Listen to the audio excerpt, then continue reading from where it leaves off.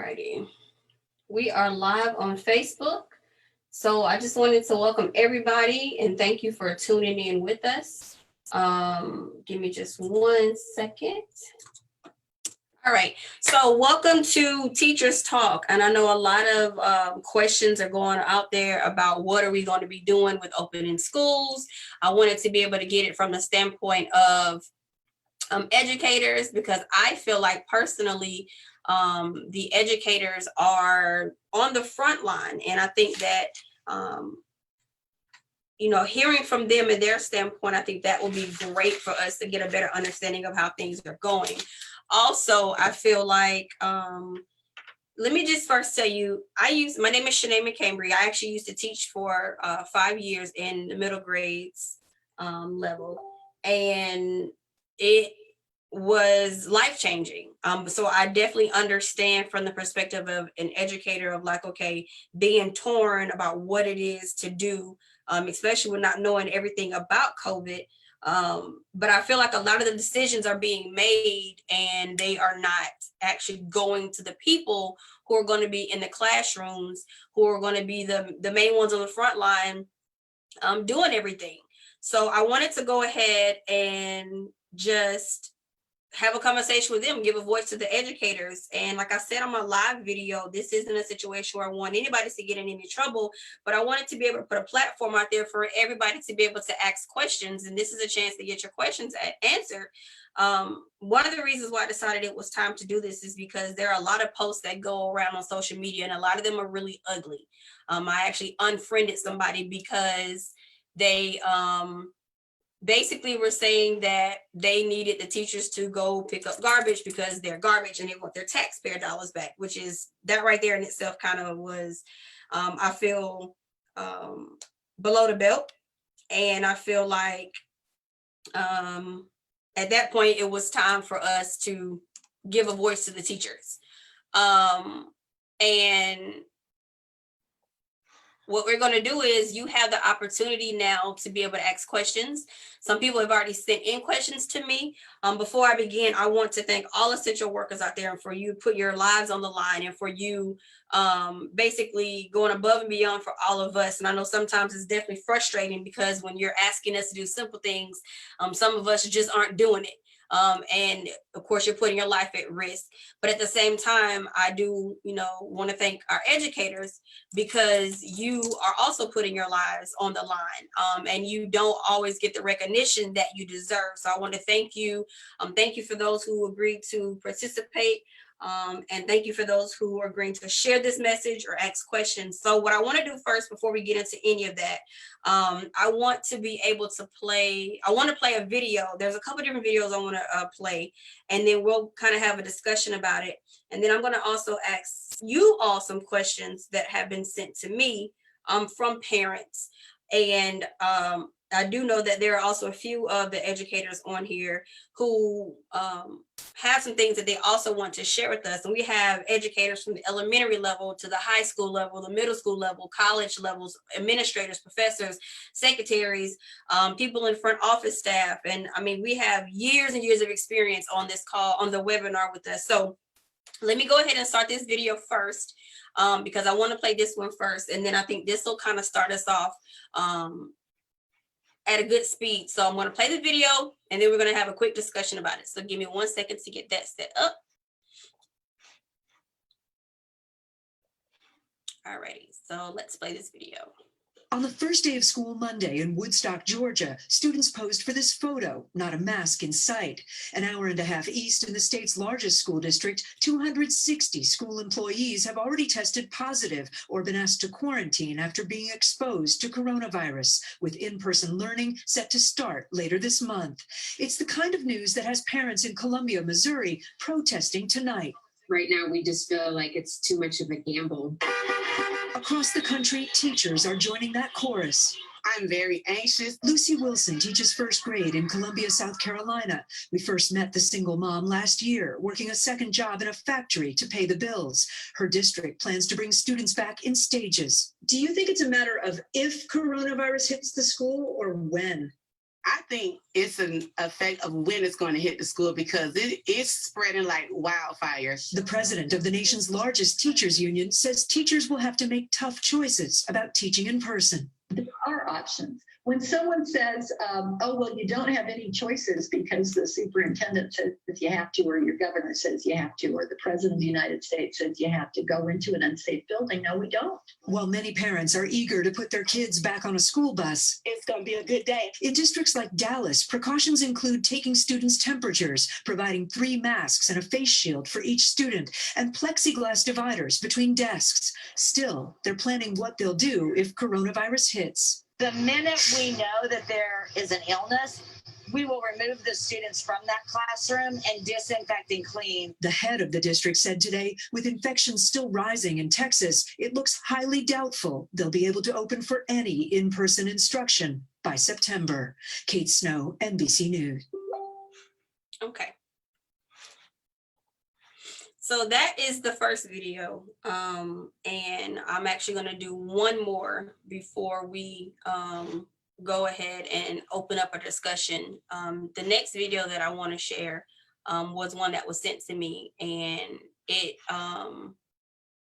well, let's discuss that video first. So I want to go ahead and open it up to all of my panelists. And at the bottom of your screens, you will see a raise hand. So when you're ready to speak, you can go ahead and raise your hand. But in terms of that video and what insight can you give of that? Anything that you agree or anything that you feel like, you know, was left out, or can anybody like wants to hop in and kind of discuss the video that we just talked about and about opening the schools and it spreading and, you know, how the classrooms will be even set up? Okay, so we're gonna go to teacher H. Okay, first of all, I've been teaching for 22 years and this is one of the unprecedented times. We have never been out of the classroom as such because of a pandemic. No one is talking about the science. Everybody's saying we're essential workers. Number 45 wants us to go back to work because he says that the kids and the parents are dying to get back into schools. He's literally saying they're dying to get back into schools because that is what's going to happen. Enough research has not been done. There have been cases in Florida where a 9-year-old died just this past month. There are other cases where kids are actually catching it and they're being hospitalized, but nobody's talking about that. So there are a lot of factors there and a lot of non-factors. What I think is most important is that we need to be protective of our children, not just the teachers, but the kids themselves. I know that parents are tired of being home. I know they don't want to teach their kids anymore. Some of them really can't. I know they're feeling the pressure of, at the end of the year, will the child have made any market gains? Would they have met the standards for the state that they're in? But we're in a crisis right now. I don't think people understand this. This is a health crisis. This is not something that's going to just disappear like 45 says. It's here.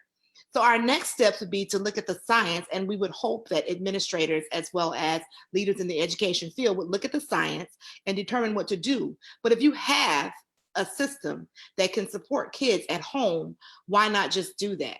Don't bring, you don't want to have so many deaths on your hand. I don't think people are looking at this in the manner of lives. I think they're looking at the manner of economics, the manner of parents can't go back to work if their kids are home. I understand it. And I know the pressures are really on to those K-5 parents because they rely on schools to keep their kids while they're at work. So I get that. I understand that. However, we're talking about health. We're talking about living another day. So I'm confused with that. I'm really, we need to look at the science. That's all I'm saying. Just look at the science. Okay, thank you. Anybody else? Okay, I see Teacher J has their hand. All right, so Teacher J, go ahead. Let me unmute you. There you go. Go ahead. I agree with Teacher H. In lieu of the facts that economics is going to really drive everybody's decision, and in lieu of the fact that our president changed forced the CDC to change their guidelines, we are now, as teachers, have to understand that we're now looked at in a different light. And I think we're like, when we first, in the 50s and the 60s, safety wasn't really something we thought about as a teacher. But now with shootings and pandemics and kids attacking and fights and all this, our job description has changed, and unfortunately, and we are in a position of where it's dangerous to be a teacher now in some levels, because you don't know who's going to bring a gun, and you don't know who's sick now. So because of that, I think making a choice to stay in the profession from this point forward, we're going to have to make provisions as teachers in our mindsets and our everything, our immune systems, how we take care of ourselves, if we're going to stay in the profession. Because I honestly don't see things changing in the next few years for teachers. And so my advice for my fellow educators is, we have this passion, we love it.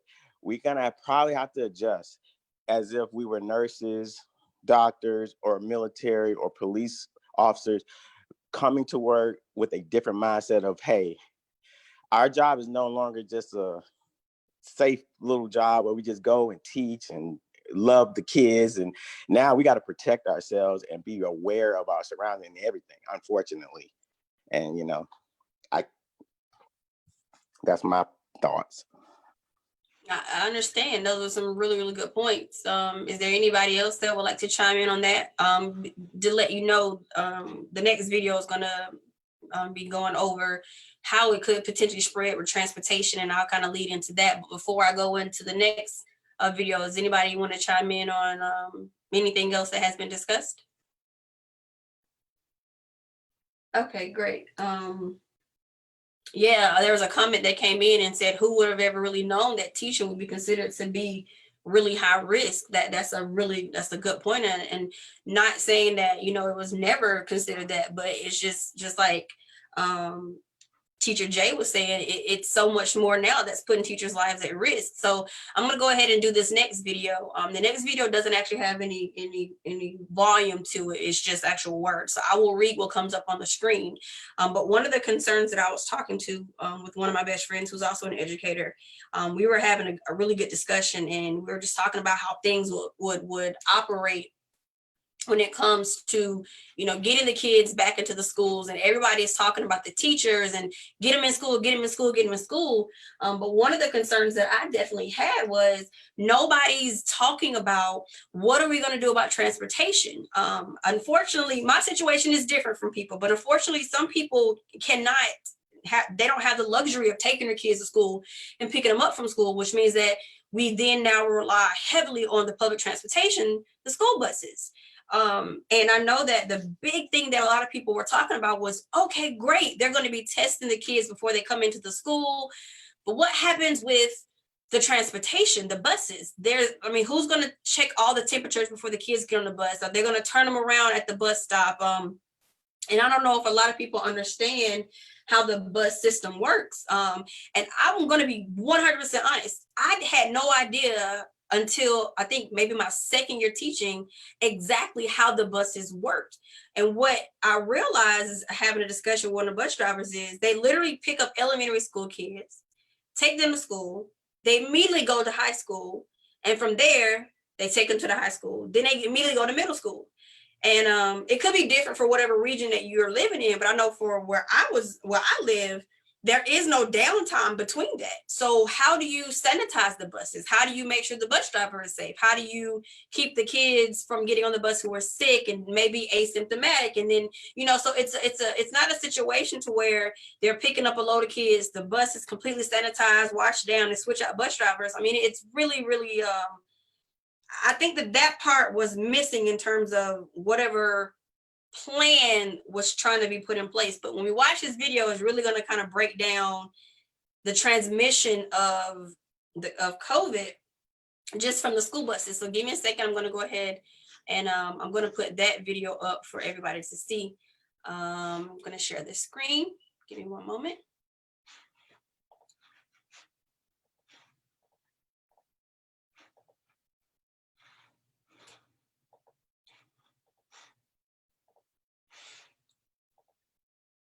So this is the reopening of schools and how it could shut down an entire city based upon the transportation. If a student tests positive, then contact tracing would begin. So looking at this, the students simply got on the bus, and from there it spreads with 30 other students on that bus plus the bus driver. So here's the bus, okay? And they got off their house onto the bus. Now those 30 students spread out to their assigned classrooms. Each classroom has roughly 25 other students. Now we know that that's more in the classrooms. So let's say now those students on that one bus have spread out into the classrooms, okay? We all know that if you have 25 kids in your classroom, that's an absolute blessing, but that's not how it really is. So those students spend a full day together. They get on a bus and now they're going home. So they've been around all these students all day, and now they're going to go on their particular buses. All right. So now it started with one bus. The students now occupy every bus, contacting each bus driver and each person on the bus. And then, of course, at this point, they now go home. Okay.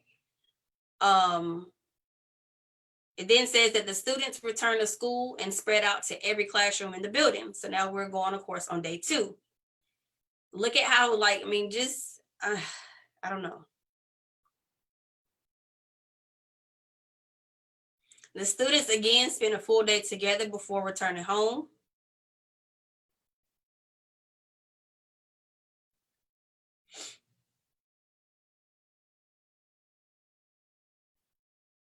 Okay. The students' family members go to other schools. They may go to work, go to stores. And now you can kind of see how this begins to multiply and spread.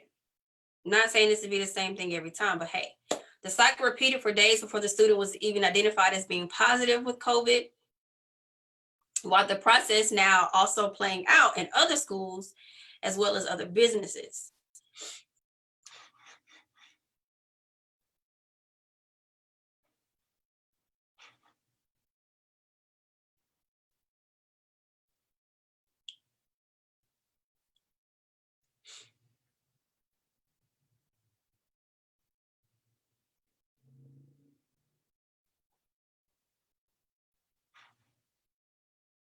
Okay, and so it's just going to keep cycling through.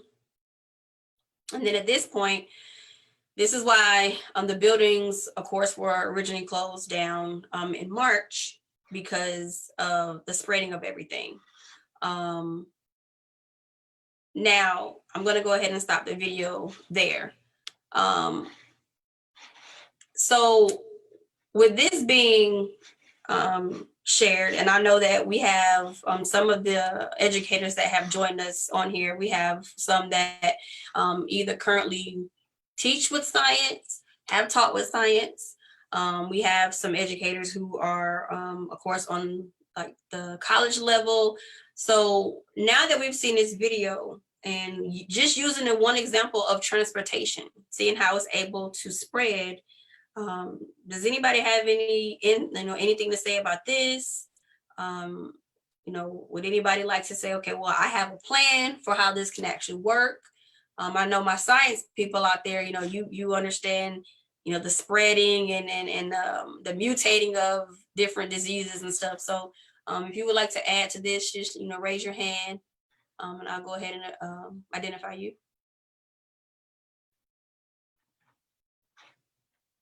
No?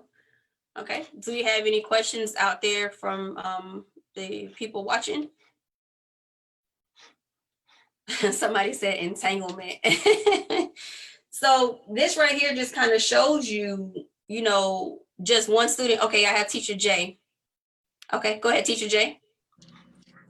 Yeah, just looking at that is a perfect example of, it's like a metaphor of a war. We're the soldiers at this point, and the people and the kids are the casualties. And it's just like in a war, you're gonna have casualties. I think they're looking at us as just soldiers. You go into the front lines, you do your job, and whatever happens, happens. That because of the economy, and it's a shame. It's sad. And when they called it a war, we kind of thought of it like, oh well, that's a nice word, but or just a word. But now we're really seeing the actual likeness of a war. Yeah. As a teacher, they're not giving us a gun, they're giving us a laptop and some markers. It's the same thing with the same danger. It's just that we're on that front line now. That's why when I was saying it's just the reality.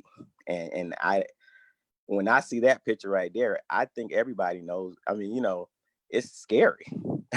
I mean, there is the only plan for that picture is that everybody stay home and wear a mask for a month and wipe out the virus. But we know that won't happen because of politics. And so, I mean, that was a grim video. Yeah. When that was sent to me, and in my mind, I kind of already, because transportation was one of the things that I was talking about, but actually like physically like seeing it was like, oh, okay, I'm going to go ahead and go to Teacher G. You can go ahead and unmute yourself. Hi there. Hello. I just want to add that that is a correct depiction of how the virus is spreading.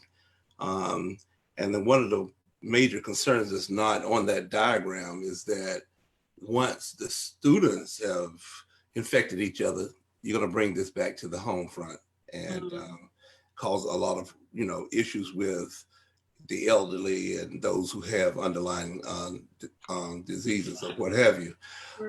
The science of this whole thing is that we don't know exactly, even if the students were to wear masks to get on the bus, we don't know, we say 6 feet apart, but there's no way that you can observe that 6 feet apart on a public school bus.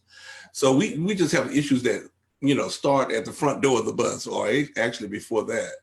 And so for the educators, there's a serious problem because even if instructors are teaching behind a plexiglass and, you have your 6 feet distancing, observing that, there are so many other small issues regarding compliance with the students and how long can they sit in a classroom with masks on or behind some type of shield or plexiglass. So there's so many issues involved in that. But then if you look at the other side of it, we do have to educate our students some way or another. We have to find a mechanism that we can continue the education process. We need it. And so we're gonna have to get, if you decided to educate from home or virtually, you're gonna have to get the student buy-in, you're gonna have to get the teacher buy-in, the parent buy-in. Everybody has to buy into this system and figure out what type of system is gonna actually work. So yeah, the video that you just showed is definitely hitting it on the nail, the problem. But now we just have to figure out where can we go from here and how can we make it work so that our students are not left behind. Absolutely. Thank you. Teacher E, I'm going to go ahead and lower your hand. Can you unmute yourself? How y'all doing? I definitely understand what Teacher G was saying. But once again, our system of government is based upon a monetary system. So it's all about money. And at this point in time, we've noticed that kids aren't getting that sick. So in terms of probability, it's all about money. So what's the best way to send them back without getting as many people sick? So when person J says it's kind of like war, it actually is like a war. I mean, we have to, there's no way that we could just shut down our entire economy and say, okay, let's move forward. Because our system doesn't work like that. So, but I definitely understand what this person G was saying, because we do have to figure out how we can actually educate and reach these kids. This is my 15th year of teaching, and I know for a fact, working with the group of students that I'm working with, distance learning is not the best thing for them. However, I don't think that putting kids back in the classroom in these type of circumstances is the best thing either. So it's kind of like a touch and go situation, left and right. What is best? So that's my thoughts. Exactly. Thank you. So let me, there's a question that was posed, and I think that this would be great. Teacher H, I'm going to get you just a second, but there was a question that was posed, and it deals with kind of what you were saying, Teacher E, about kids actually not, the best thing for the kids is to be in the classroom, but the best thing for them to be is also outside of the classroom. So, you know, with them going back in the classroom, that allows the parents to go back to work, that keeps the economy going, you know, everything like that. But the question that was posed is a really, really good question. And I don't know if anybody on here will be able to have any insights on it, but the question is, how is it every country except the United States gets the concept that you must shut down completely? And with that being said, it kind of that right there goes along with what you're saying about economy wise. So yeah, other countries are shutting down. So with us shutting down 100% completely, and let's say we are going 100% virtual, that leads me into the question of, well, actually, no, before I go into that, because that's going to be a huge question, a bunch of people will be able to put some insights into that. Let's get Teacher H, and then we'll come back to my question. Teacher H, go ahead, unmute yourself. Okay, so the situation, like everybody else mentioned before, J, E, and J and G, we are, of course, in a war. We know that. I have two things to say. The first thing is that we should not have come out of our isolation and our quarantine so early. The first thing I thought about in March when they put us on lockdown, I was like, oh my God, what's really going on? But my school district, our kids were already one-to-one, so it was a lot easier. And the platforms that we had used, I had already started using from the first semester. So my kids were straight. I just was concerned about everybody else, you know, being home. You know, parents were feeling that burn. Oh, it's a lot of work. You got it. We can't even get the work done. So the district said, oh, it's not going to count against them. You know, the kids, you know, don't worry about it if you can't get on, if you're having these issues with technology, it's perfectly okay. We couldn't assess them. They couldn't take their end of the year course test. So there are a lot of factors. Okay. So I feel like at the end of the year was a bust. A lot of kids didn't get the things that they needed. Thank God it happened in March. However, you still had like a whole 9 weeks left to teach.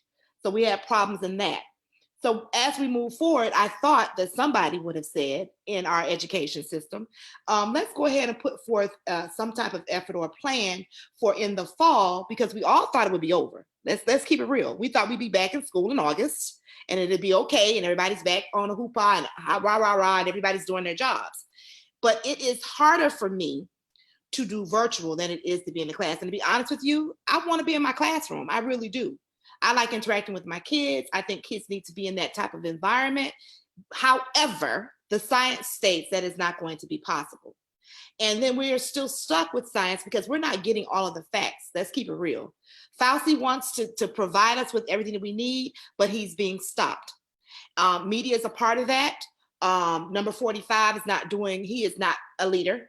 That's my personal opinion, so that's just me. He is not leading us into anything that would be formidable to say that we do have a chance and there is hope. I'm looking at this as there is no hope. There is no hope in us returning back to classroom and returning back to, nothing is ever going to be normal. I'm sorry, y'all, because Fauci already said it. This virus is going to stay with us. It's like something that's dormant in your body. It's going to stay with you, okay?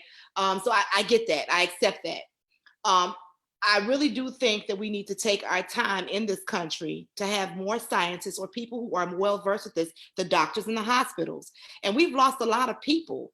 I mean, I don't think people understand it. There are over 300 million people that live in America, and over what is our last tolls? 170,000 have died? That's crazy. And my mother is in Florida, thank God. She's 72, and all of her friends are dying. My mama she hasn't left the house since March. And it's killing her, but she says she wants to be safe. She wants to live. So I get that. So that's my first point. I'm sorry if I went off a tangent. My second point is this. Months ago, one of my friends, good friends, who's a teacher, said, you know what they should do when we open up schools is that have an A day and a B day, or A week and a B week. And she says, let's say, for instance, you bring the A week in the first week and these kids are in there, somebody tests positive. Then you take these kids, you put them on a quarantine for 14 days, and then you bring in the next week. So there are many possibilities of how you could run schools with this virus. Okay, we haven't come up with anything solid because we really don't know about the science and about the contagion, what happens when you contact somebody. There are a lot of people out there that are asymptomatic, you know, and it bothers me that I go to the store and the restaurants for takeout and people still not wearing a mask. It's like, it's not real. You know, I'm glad that the stores, the major stores that are by me, like the Walmarts and the Targets, you have to have on a mask. You can't come in this store without a mask. I appreciate that because we all do need to go out and shop for our families, but those are my facts. Those are my thoughts. Sorry. Thank you. So the next question that came up, and I think it would be really, really good that we address before we go forward, is there's a question that was posed to me. So some people are not sending it online, and some people are not sending it on the Facebook live, but they're actually messaging me directly. But one question came in is that we know that the kids are not getting it. And that's probably because they haven't been, it was a long question, I'm trying to bring it all together. Basically, she was saying, we know that the kids are not really contracting it, and if they are, they're kind of like asymptomatic. But what happens to the smaller babies? And she feels a lot of people aren't thinking about smaller babies, like I guess the elementary school age kids. And she was saying, so their systems are a lot less, I guess they're not as strong as the other kids. And so she feels like there's no plan for the younger babies. Is there anybody that can speak on who maybe has taught in the elementary setting or currently is teaching in the elementary setting? Is there anybody that can, I guess, speak up when it comes to dealing with the younger kids? Because in her question that she posed to me was, before COVID became a big thing, she was having young kids in and out all the time, whether it was ear infections, colds, and she was like, we're about to approach the flu season now. So she feels like nobody is thinking about the smaller babies. Is there anybody that kind of wants to speak up on that and had an experience with younger kids getting sick? And if that's the case, do you have maybe a plan for that?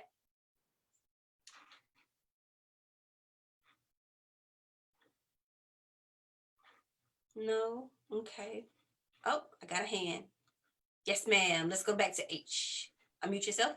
Yes, I taught 5th grade 2 years ago, and I did research in 5th grade about math attitudes when they get to middle school, right? Mhm. And the environment itself is very contagious, very. When I tell you, it's important for parents to understand that whatever you send to school is what they know to do at home. So I always talk about parent training. We had a brief meeting with our parents at the beginning of the year, and I explained to them, please make sure your child has a pack of tissues, some hand sanitizer, and just the basic stuff. You'd be surprised at how many parents don't teach their kids how to wash their hands when they leave the restroom, how to blow their noses appropriately, how to blow in their elbow if they don't have a tissue, how to, respect some space. Don't take the hand sanitizer and just dump it on your hands because they love to play with it. I don't know why. And just really how to have okay hygiene when you're outside of the home, as far as coming to school and not being prepared, not having just basic hygiene. And we know it's hard, and we automatically think that our kids know how to do that. But to be honest with you guys, if you don't teach your kids like how to take a bath, how to properly clean themselves, how to keep up with their hygiene, they don't know. And so when they get to us in middle school, when you go back to middle school, it's like, wow, you don't know how to blow your nose? Oh my God, why you got all that stuff on the floor and the desk or whatever? Or take your tissues and throw them away. They're always on the floor. That's disgusting. So, this should be a lesson to all parents as well as society about hygiene and about all these things we keep saying about washing your hands constantly, making sure your masks are on. If you go into a store and you don't feel safe or whatever, I keep hand sanitizer in the spray can, spray yourself or whatever, spray the carts down and things like that. Even though they're doing better with that, still we have to take our own precautions. But I think it starts at home. We need to teach the kids how to be hygienic. You know what I'm saying? That's all I got to say about that. Absolutely. And I'm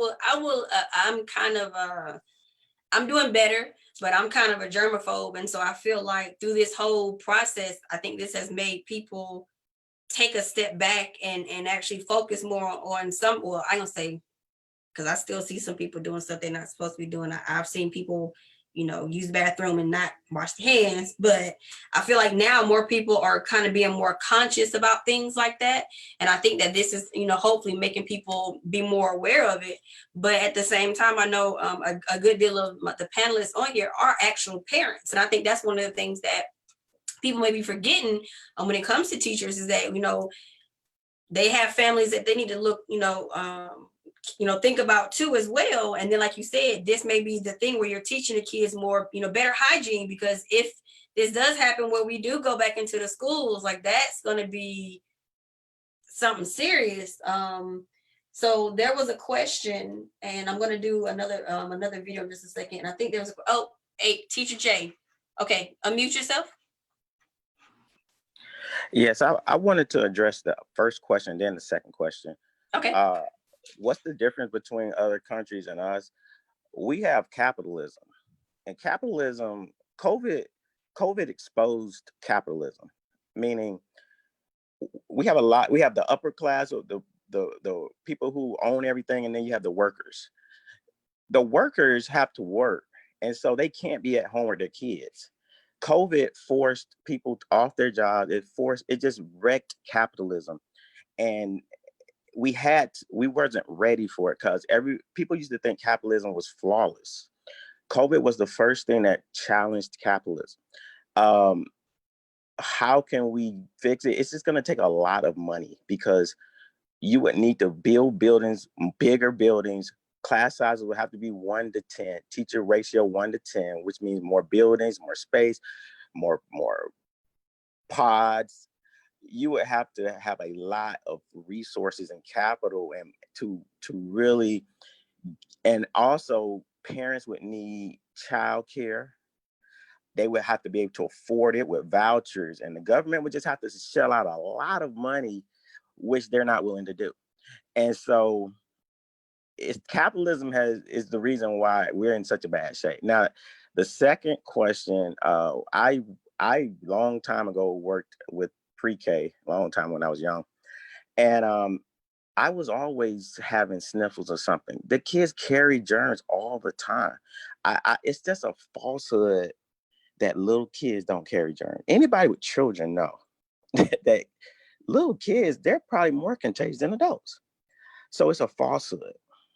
Now, the only thing that I could say that we can do with the kids and our children at home and the teachers is using prophylactic measures, preventative measures, vitamins, minerals, herbs. We have to get our immune system up. There are plenty of herbs you can take to build your immune system. It's not just vitamin C, but there's other things you can take. Golden seal, echinacea, all types of other things I've Googled that I started taking because I realized that I got to go back to work, and I'm gonna have to build my immune system. That's gonna be my biggest prophylactic to this, as besides just Lysol or gloves or things like that. It's gonna be that internal system that we're gonna have to build, even with our kids. A lot of people don't give their kids multivitamins.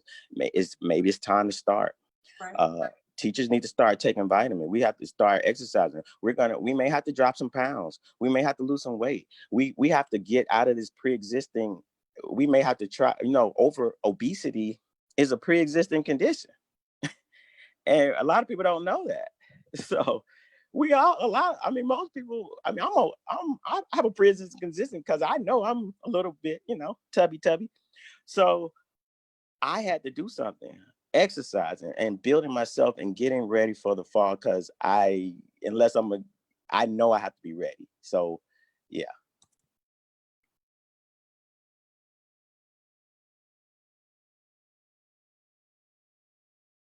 Thank you. Okay, Teacher A. After Teacher A, I have a couple questions I want us to address, and then I'm going to go into the next video. So Teacher A, can you go ahead and mute yourself? I just wanted to say, while I haven't taught in elementary school in a couple of years, I'm now in middle school, but my school is actually a K-8. And so I understand how germs definitely travel, because I have siblings of kids who are in younger grades. And of course, they'll be like, oh, my cousin or my little brother's sick, and then the next week I won't see them. So I'm not sure how we would address COVID spreading regardless, because you have to think little kids have older siblings, which means older siblings can spread the coronavirus, even though they say kids don't spread it as easily. But what of those kids who have older siblings? Their immune system are similar to older adults. So if you're teaching middle school to the high school level, it may be as easily spread, even though my younger sibling may have been asymptomatic, I may not be. So I don't think there is just one true answer. I think every school district is different. I think every school district has to look to see what their resources are and what they are working with. And I think it has to be a conversation of what works best for that district. Are we going to reach everybody? No. We have to be realistic. We don't even reach everybody when we're in the classroom.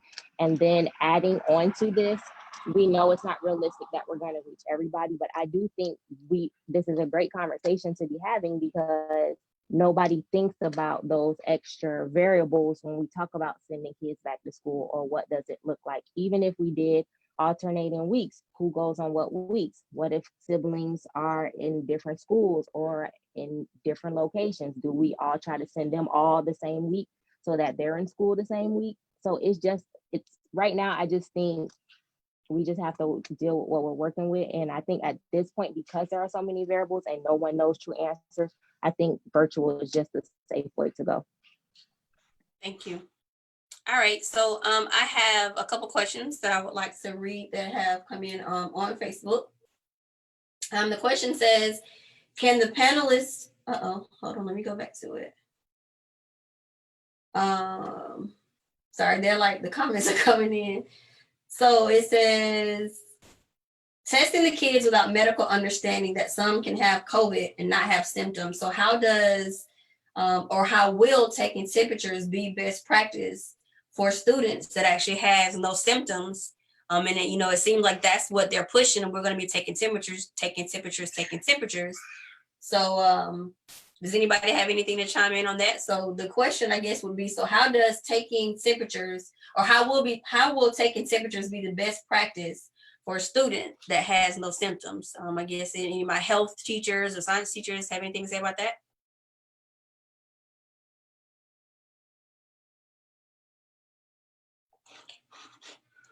Okay, teacher A. Okay, I'm not a health teacher or science teacher, but I do want to chime in on this because of a couple of things. Number one, you can take temperatures of students on a daily basis, but the concern is there are a vast majority of students who may have a temperature. The question would be, from an administrative perspective, where will all those students go? Because in a school setting, we already stated earlier that the classrooms are not large enough to basically house the students and spread them out. So if you're bringing in kids into the front office, if that's the primary place, if there's one way in, one way out, not sure how they would do that. But then the question is, where would you put all of these kids that have temperatures? Then, and I'm looking at this from a different lens, because before COVID, when there were 6 students, sometimes parents didn't come pick them up. Sometimes when you make that phone call to say, hey, your child is sick, can you come get your child? Parents would not answer the phone, parents would not pick them up. And now we have COVID. I'm looking at this as, what is that going to look like if you have 50 plus kids who have a temperature? Where are you going to put them? Because they don't need to be around the other kids. So I'm not sure how that will look, what that will look like. I'm not a school nurse or a health teacher or anything like that, but that's just a great question that does need to be addressed, but that would have to be something that an administrator would have to kind of chime in on to give us some idea of how that would look. Right. Also, when you're looking at students that have 504 plans, there's a vast majority of our kids in all schools that the kids have some type of physical or mental impairment that is an underlying condition, which is going to make them more susceptible to get COVID. So that's another issue we have to look at it as well. Absolutely. So, absolutely. Thank you. Teacher G. Okay, I am a scientist by training, and I just wanted to go back because there was a question that was asked. about, is taking temperature the best protocol for, I guess, asymptomatic individuals or symptomatic individuals. So the temperature register, or using the temperature as an indicator, is only for those who are actively infected by the coronavirus, excuse me. So those who are asymptomatic would not necessarily show a fever, so they could be carriers. They can bring it into the, into the classroom, into the instructors, but they wouldn't show any type of fever. There's one thing that I want to bring out to your attention, because there have been signs and indication where individuals have given themselves aspirin and other medications that would reduce their fever so that they could go to work because of the economic, the need to make money. And so I'm certain that's probably some of the parents also may have heard of ways to get around the system. It's somewhat selfish because you are deceiving the public, but it's out there and it needs to be discussed. So to get back to the question, using the temperature as a gauge of whether or not you're infected, we are finding that more and more people are asymptomatic. And so they're going to register a normal fever, but they are still carriers of this virus. So that's a good point. So, and it could be situations where even though they're taking the test and they seemingly are okay, they could get around somebody in the classroom that could, may have asthma, or they may catch it. Of course, they're asymptomatic and then come home and there's elderly individuals in their house, and their parents could be sick. So that's wow. And I think through these conversations, what I'm really starting to see is, I think that I already knew, but through conversations and talking to you all and listening to your feedback, I think the viewpoint on opening schools it's viewed as like a one-stop solution, and it's not. There's so many different variables that you have to think about. Changing gears for just a second off of this is a really, really good question. And I know we have quite a handful of educators on here who will be able to shed some light on this. There's a question that came in and it says, I'm a single parent, not sure if this was addressed or not, but my son has an IEP. So whoever decides to, answer this question can kind of also go into, explaining what an IEP is, because I'm pretty sure there are people watching that don't know. My son has an IEP, and he also has speech therapy. He hasn't had any of his services since NYC shut down. How do I help him at home since I'm not getting assistance from the school? Is there anybody that can chime in on that and help her with this question? Teacher H. Yes, can you unmute yourself? Okay. All right. So an IEP is an individual educational plan. And I know the county that I currently work in, we have our co-teachers and ourselves. So what we did in March is we set up a system where that she would take them for the first, I would do the instruction for the first 30 minutes. And then she would take them later and put them in their own groups. And then every other day, she worked with them closely, like one-on-one. Now, the problem with an IEP is that you have to, because it is mandated by federal government, federal laws, that you have to make sure that you follow the modifications and the accommodations to the letter. The problem with that is that they did not make provisions for virtual. So the best thing that we could possibly do was give them extra time, group more smaller groups, and then working with them one-on-one. Now, that a teacher's day is never done when it's supposed to be done. So we had to make provisions for early morning one-on-ones, and they last no more than 10 to 15 minutes, because you are in a time constraint when it comes to these types of things when you're teaching virtually. What I would tell her is that because New York, they still have IEPs, are still federal, that's throughout the United States, they may have other types of accommodations or resources for her. I would suggest that she actually reads the IEP, because a lot of parents don't. They just want their kids to get services. They just say, this is what my child needs, and they advocate for that. And I understand that, and I would be an advocate for that as well, because my child was gifted a different spectrum of exceptional education. So I get that. However, you have to take into mind that whatever you ask for, we would have to be able to provide as well as yourself in case we are not there. And that's what's happening now, that the teachers are not there, and the parents need to actually read the IEP, see what it says, and then they would have to apply that at home. So it means that you can't get mad at your kid if he can't do a problem in a matter of 5 minutes. And you have to know how to guide them through it. And you have to know how to, facilitate more, as well as be of support for them.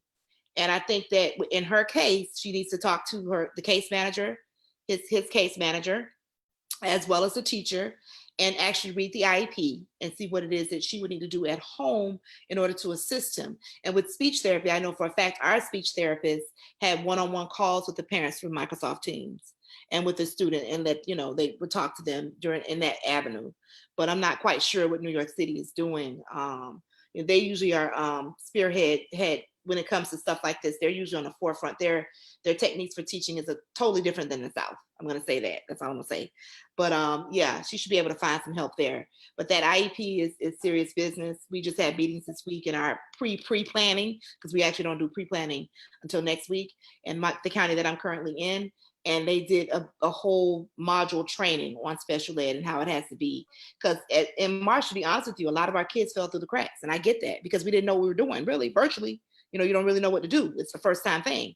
But it's serious now. They're saying that these things have to be done. But then again, the parents also have to be accommodating. They have to. That's all I can say. That's all. Thank you. Thank you. Teacher D. Hi, yes, I'd like to just add on to what she just said. I would recommend for the parent, as they read the IEP, also with the state, and the IEP provides some guidance as far as parents or organizations and things like that. I know in my district and in previous districts, there's always a parent contact center in which you can reach out to. They have different resources as far as organizations, they have literature you can read. Teacher D, can you hear me? You're going you're kind of going in and out. Yeah, you said that they have you said a center for that. I'm sorry, you're going in and out. I'm sorry, can you hear me now? Is that better? Yes, much better, thank you. Okay. Can you start over? I said I use my teacher voice. No, what I was saying was I would agree that the parents should start with the IEP document, because in the different districts I've worked at, there's always some information about a parent contact center. And a lot of times when you reach out to that parent contact center, they have information, they have literature, not only about your child's disabilities, but then there are also other parental organizations that provide support.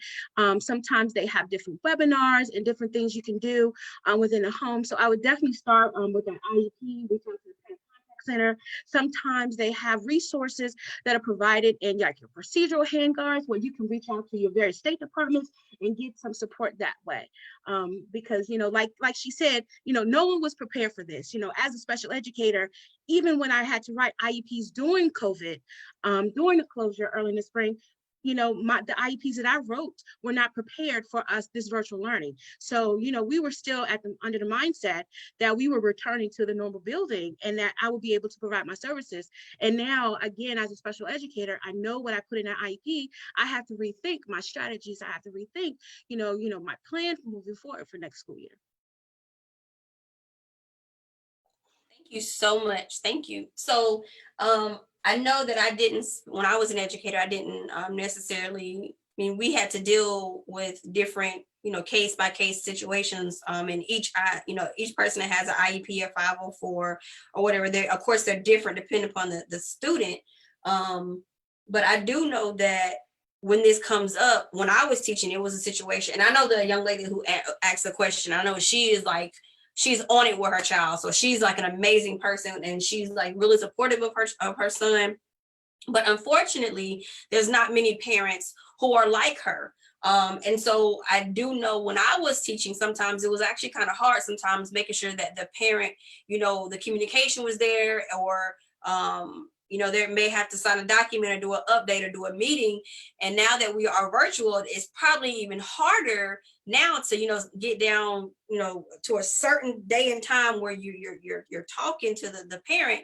And I just want to say, from the small amount of knowledge that I have in this situation, and I know that the amazing woman that posted this question, I know this isn't her, but I just want to stress how important it is that whether your child has a individual plan or whatever, it's so important that you have got to communicate with your child's teachers, and it can't be a situation to where, you know, it's gotten down to the line and boom, I need to talk, we need a plan, we need to fix this, we need to do that. But you got to keep the lines of communication open with your teacher, your children's teachers. And if it's a situation where they do have these special plans, if they need to have these paper signs, or you got to have a meeting, or you got to do a follow-up, like you got to make sure that you are going back and forth with the teachers, because as we all know, that this is all new territory for us.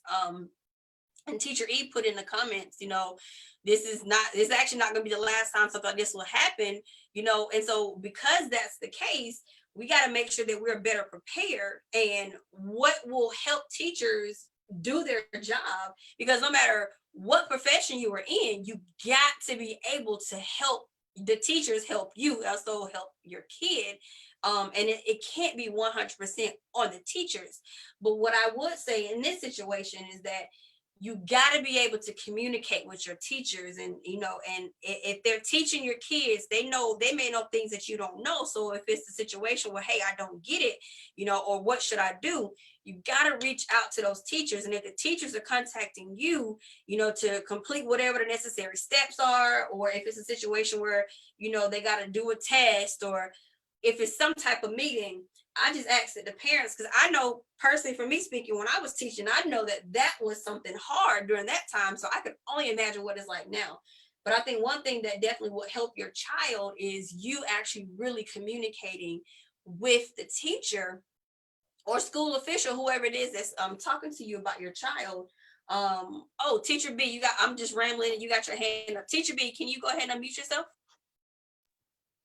Yes, I was just going to add one thing, and that is make sure that you know your child's case manager. Each student that has an IEP has a specific case manager, and you need to be able to identify who that is. And any teacher that's on your child's roster should be able to pull that up if you don't know who that person is. And they should be able to provide you with an email address to reach out to that case manager. They can also give you some additional supports as to what you can do at home, and they will be able to assist in other ways as well to make sure that the IEP is being followed and helping you with that child at home. Thank you. Okay, so not to cut this part short, but I was actually going to go ahead and play the next video, but I just came across this one, and I wanted to read this comment, and if you wanted to chime in on it, you can. The young lady here says, my kid's school district is doing split weeks. So I think that will kind of, I guess, be considered hybrid. My kids are coded blue, and they go to school on Mondays and Wednesdays for in-person schooling, and the others go on Tuesdays and Thursdays. And everyone stays home on Fridays. My kids virtually learn on the days they are not in school physically. So I think this is kind of going along with what I think Teacher H kind of hit on this shortly. But what do you all think about this method of having certain kids go on certain days and other kids go on certain days, and then everybody just does virtual on the days that they are not in the classroom physically? I know I've heard a couple teachers say, you know, they do best when they're in their classroom, but what do we think about this when it comes to these days versus these days? Teacher E. So my thought is, okay, there is no true solution to this problem. So the hybrid model is a great course of action. However, I think the distance learning will be a way of starting off and then slowly, gradually get them into the process of saying, okay, this is the new norm. These are the things I need to do to actually get back into the classroom, whatever of things. With so many unknowns right now, I don't think the hybrid model is the best course of action, because now you're sending kids back when you don't even have any type of vaccine, any type of full information or how this virus is actually working.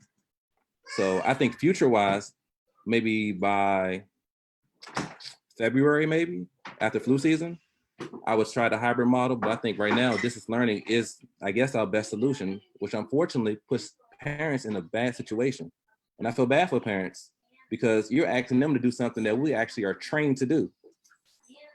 it's not like they can just sit at the computer and just monitor their child and say, okay, you know what the teacher meant was this. It's kids learn by other kids. That's how they learn. They learn based upon what their peers are doing. So that lack of interaction with their peers is really going to be a struggle for a lot of students, even students with IEPs. It's going to really be a big struggle because that's how they're taught to learn. So that's my take. Thank you. No problem.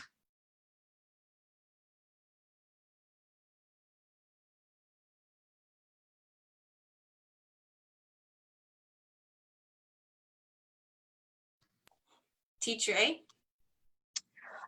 So I'm indifferent with the hybrid model. Once again, because there's so many unknowns. If it works for that district, fine, but I would just question, how does that look? How does it look when kids transition? If you can't, some say they can't enforce the mask mandate. So how does that look when you have kids move from class to class? Or do you move the teacher from class to class? So I just think, as Teacher E said, there's so many unknowns, there's so many variables that play into this. Virtual might be the best way, but once again, everything's gonna feel is best. And some districts are okay with having to come back and say we made a mistake. But I just think that this is all a trial and error for everybody. I just feel like some people want to see what will happen, and then they'll those mistakes, those problems as they see them occurring. I'm quite sure everybody's seen a picture of Paulding High School and how it was circulated in the crowded hallways. And that's one of the things I think people is, you may be able to distance them in the classroom, but how does it look when they're transitioning from classroom? Do you have them staggered? How do you get them to each, you're gonna have people monitoring the restroom? Because anybody who has taught, I know I teach middle school, and my kids love to gather in the restroom and do whatever because to see them. How do you get them to transition from class A to class B and keep them 6 feet? Or how do you get them to come in the building and stay on one side of the hallway? We preach one side of the hallway all year, and our kids still can't do it, and they're in middle school. So I just, as everybody's brought up, there are so many unknowns. But if a hybrid works for one district, they have figured it out, I think that's great. But like I've said before, every district is different, and every district has to just figure out what works best for them. And I just think that everybody needs to be supportive of whatever decision their district makes, from parents to superintendents to principals, teachers of each other. And even if a teacher doesn't want to go back in the classroom and that teacher chooses to be virtual, I feel that if that teacher is that strongly, then their superintendent in their county should support them, because everybody should have a voice in making sure that they're safe and what works best for them. Absolutely. Thank you. I agree. Before I go to the video that I want to play next, I want to read this comment, and I thought that it was pretty amazing. She says, as an advocate, I say all the time, teachers are not daycare providers, and not at all. Parents have an educator's background. If a child is sick, send someone to pick them up. And I do think that a lot of teachers have, voiced that as well. She also, somebody also commented on here that the coronavirus has challenged capitalism. And lastly, I wanted to say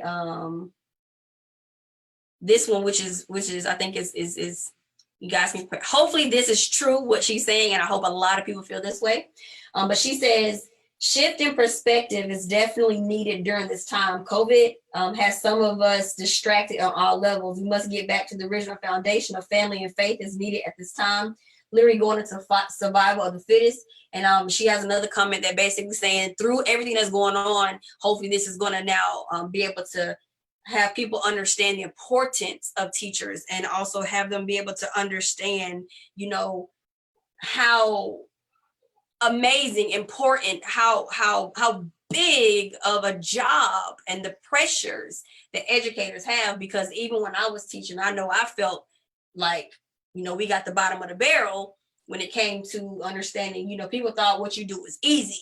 And so she basically is saying, now that the tides have shifted, hopefully during all of this, they will gain a better appreciation for our educators.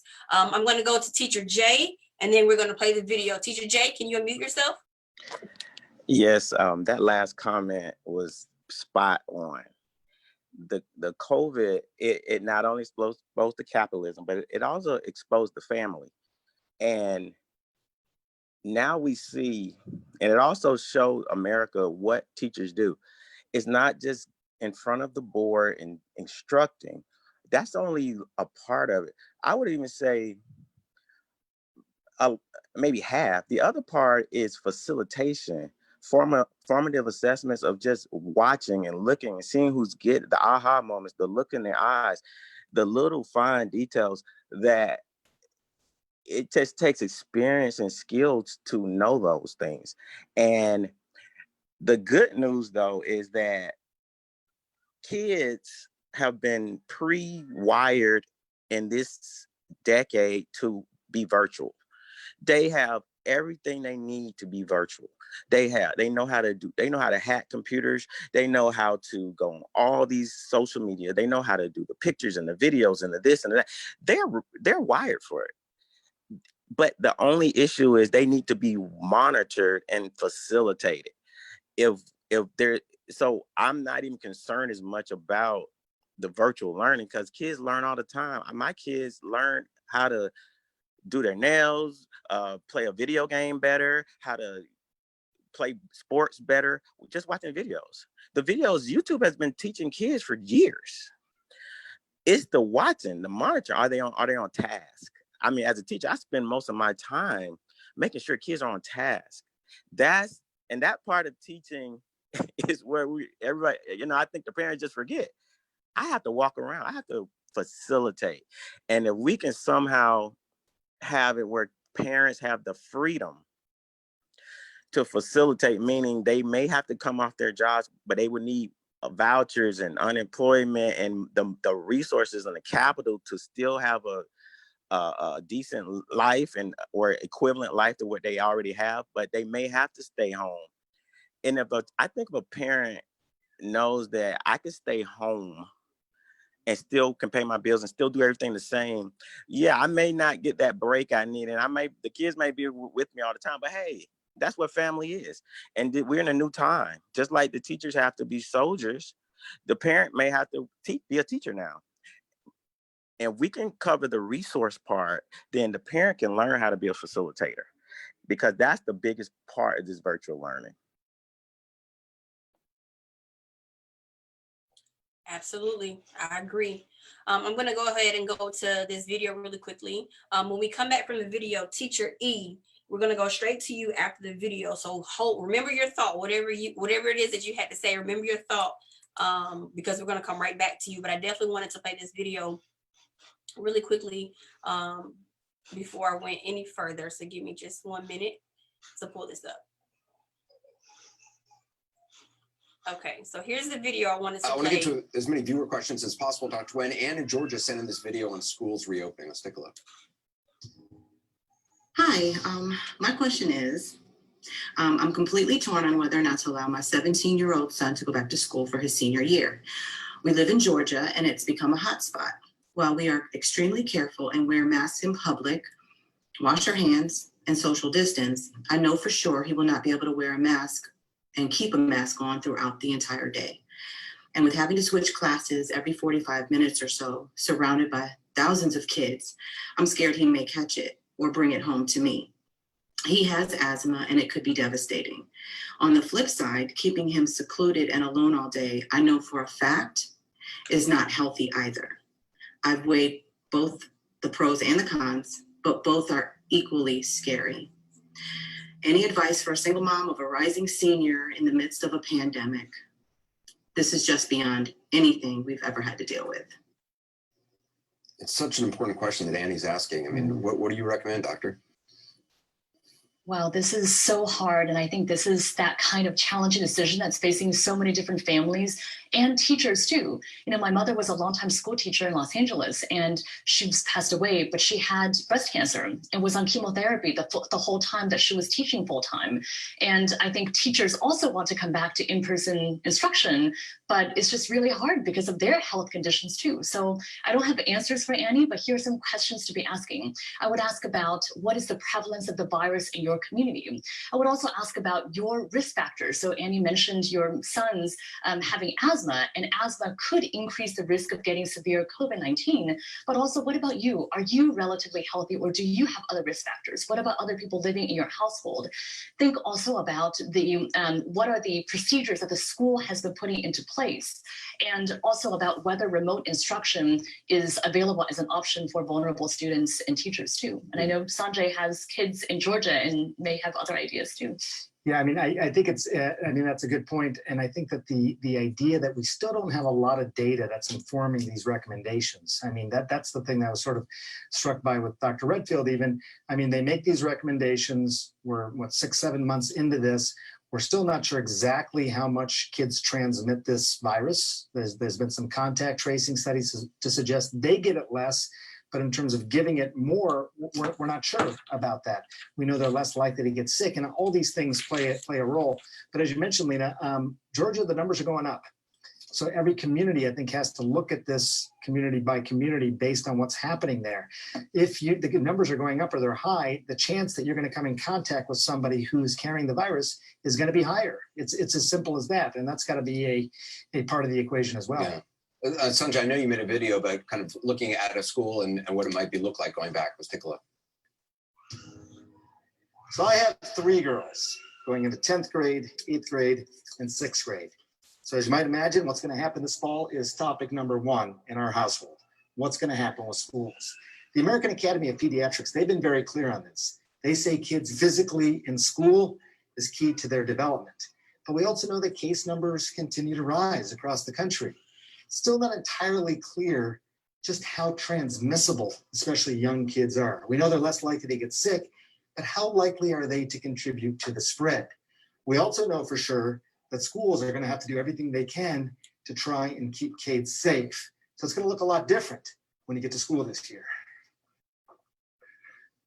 Now, if there's anything we know about this virus, it's that it doesn't like masks. So those are going to be required in all schools, and it doesn't like distance. So you see here, the desks and the teachers area all 6 feet apart. Well aware that a lot of school districts can't possibly do this. All the desks facing in the same direction. If there's any virus in the area, you want to go in one direction as opposed to mixing. Also, there's this idea of cohorting. That means that the same students would be together all day long. Less spread, less mixing that way. And also, if somebody does get sick, it's easier to contact trace. There's a huge government scandal going on. Sorry, you know, they do the little advertisements. Okay, here we go. Let's go back. Another thing schools are going to have to think about, trying to reduce areas where children will congregate. Think about staggered start times, for example, rotating classrooms, one-way hallways, and possibly even getting rid of common locker areas. And another thing schools might start doing is having outdoor classrooms, or at least opening the windows to improve the ventilation in indoor classrooms. At the end of the day, every family is going to have to look at the risks and the rewards of sending their kids back to school. Also pay attention to what's happening in your community. Is the virus increasing or is it decreasing? That may play a factor in your decision. And finally, use the rest of the summer to get your kids used to wearing masks, which they're going to have to do. And of course, washing their hands as much as possible. All good advice. We're going to, Dr. Nguyen, thank you so much for being with us. We're going to stay on the topic of schools. I want to bring in Scott Galloway. Okay. So with that being that video we just watched, and him actually going into the classroom and saying how the classes have to be, you know, facing all one direction and the seats have to be separated. We all know that overcrowding in the classrooms is a huge problem. And I'm not sure how, you know, logical that setup is actually going to be for every classroom. And also kind of going back to what Teacher A touched on, if we are able to get our classrooms in order like they're saying, how do we transition these students in the hallway? And I'm pretty sure we've seen the image that went crazy over the internet. I think it was in Paulding County, of the young lady that took the picture of the hallways like being jam packed with the kids. It was like, you know how like you see people leaving concerts or football games or any type of sporting event, and they're like all bunched up, and it's like a whole bunch of people going one direction.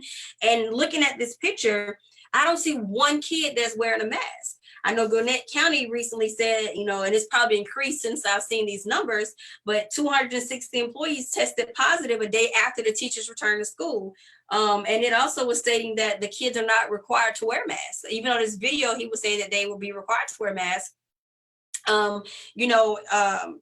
Some schools are not requiring kids to have masks. And I think it was Gwinnett County as well. Gwinnett County in Georgia was saying that the teachers will not be required to wear masks. The only time they would have to wear a mask is if they felt like they couldn't socially distance themselves. In Tennessee, it was saying that a few days later after returning back to school, I think it's Alcoa City schools, kids began to start testing positive from COVID. I just received a text message with an update, and it says almost 100,000 kids have now tested positive for the coronavirus within the 2 weeks of some schools opening back up and going back into schools. So it says it's just over 97,000. And so, when we were socially distancing or at home, not in the classrooms, at one point it was like, okay, well, you didn't really see kids being tested positive, or they didn't get tested, or there were no signs, no symptoms. But it's like now, of course, now that schools are going back in, that's what you're seeing. And I don't want it to come across as if, we're one-sided and saying, hey, don't go back to school. Because for those of you who are joining us, you hear that a lot of the teachers are saying, we know that in-person instruction is what is needed, but at this time we don't have all the facts. We don't know what's going on. And it's just wild to me that so many kids are now testing positive since schools are now open. And what is the plan after that? Because like one of the young ladies, she wanted to be on the panel, but she couldn't because of, already things that were planned. She said she's actually a special education teacher. She's older herself. She said she has health issues herself. And she also said that a lot of teachers in the special education field are older. So which means that puts them at risk. And she says she's torn because her husband, of course, may not be as, doesn't have really health problems, but her mother-in-law lives with them, and the mother-in-law is on oxygen. So she's saying, okay, well, does she give up the profession that she loves and being able to reach and help these students? Or does she put her life at risk as well as put her mother-in-law's life at risk? And she said she don't think that she would be able to, live with herself if she realized that she caught it and her mother-in-law passed away, or she passed, or, it just began to spread. And so she's at a situation where she's torn as an educator, because this is what she loves to do. But she also doesn't want to, in her words, I don't want to kill myself for my mother-in-law, or potentially put others' lives in danger because I may actually be asymptomatic as well as some of my students, but I want to be there for my kids. So based upon the video that, of course, we just watched and hearing them talk about it, and of course, the mother from Roswell, Georgia, sending the question about her high school student, does anybody want to kind of chime in on what we just watched and what I just said about the special education teacher and being torn? Because we're going to shift in just a second with the questions that came in before the panel, and we'll be ending here shortly. But does anybody want to chime in on the video that we just watched about him saying, well, what's going to have to happen in these schools in order for it to be quote unquote somewhat safe and to keep, the virus is going in one direction and the kids having to wear masks and everything? Teacher E, can you unmute yourself for me? All right, so I think the reality of the thing is at this point in time, it's more political. So I think after November, I think there's going to be a forced change in terms of what's acceptable and what's not acceptable in terms of going to school. Right now, it's too political. We have the governors, this group of people doing this right here. This group is doing that. It's going to be forced. It's going to be enforced, I think, at the end of November. But I did want to address one thing before I mute myself again. Person Jay said that his child learns a lot in terms of information from YouTube and stuff like that, which is great. But it's funny because the last 4 or 5 years in schools, we've been trying to get kids away from the whole computer and on the computer all the time because of issues like obesity, it's causing social order, social problems. It's also causing for kids to, what do they say, become violent. So it's like we have to step away from the classroom. We want them to do something that we've been trying to get them not to do. So it's like there's really no true solution to this problem.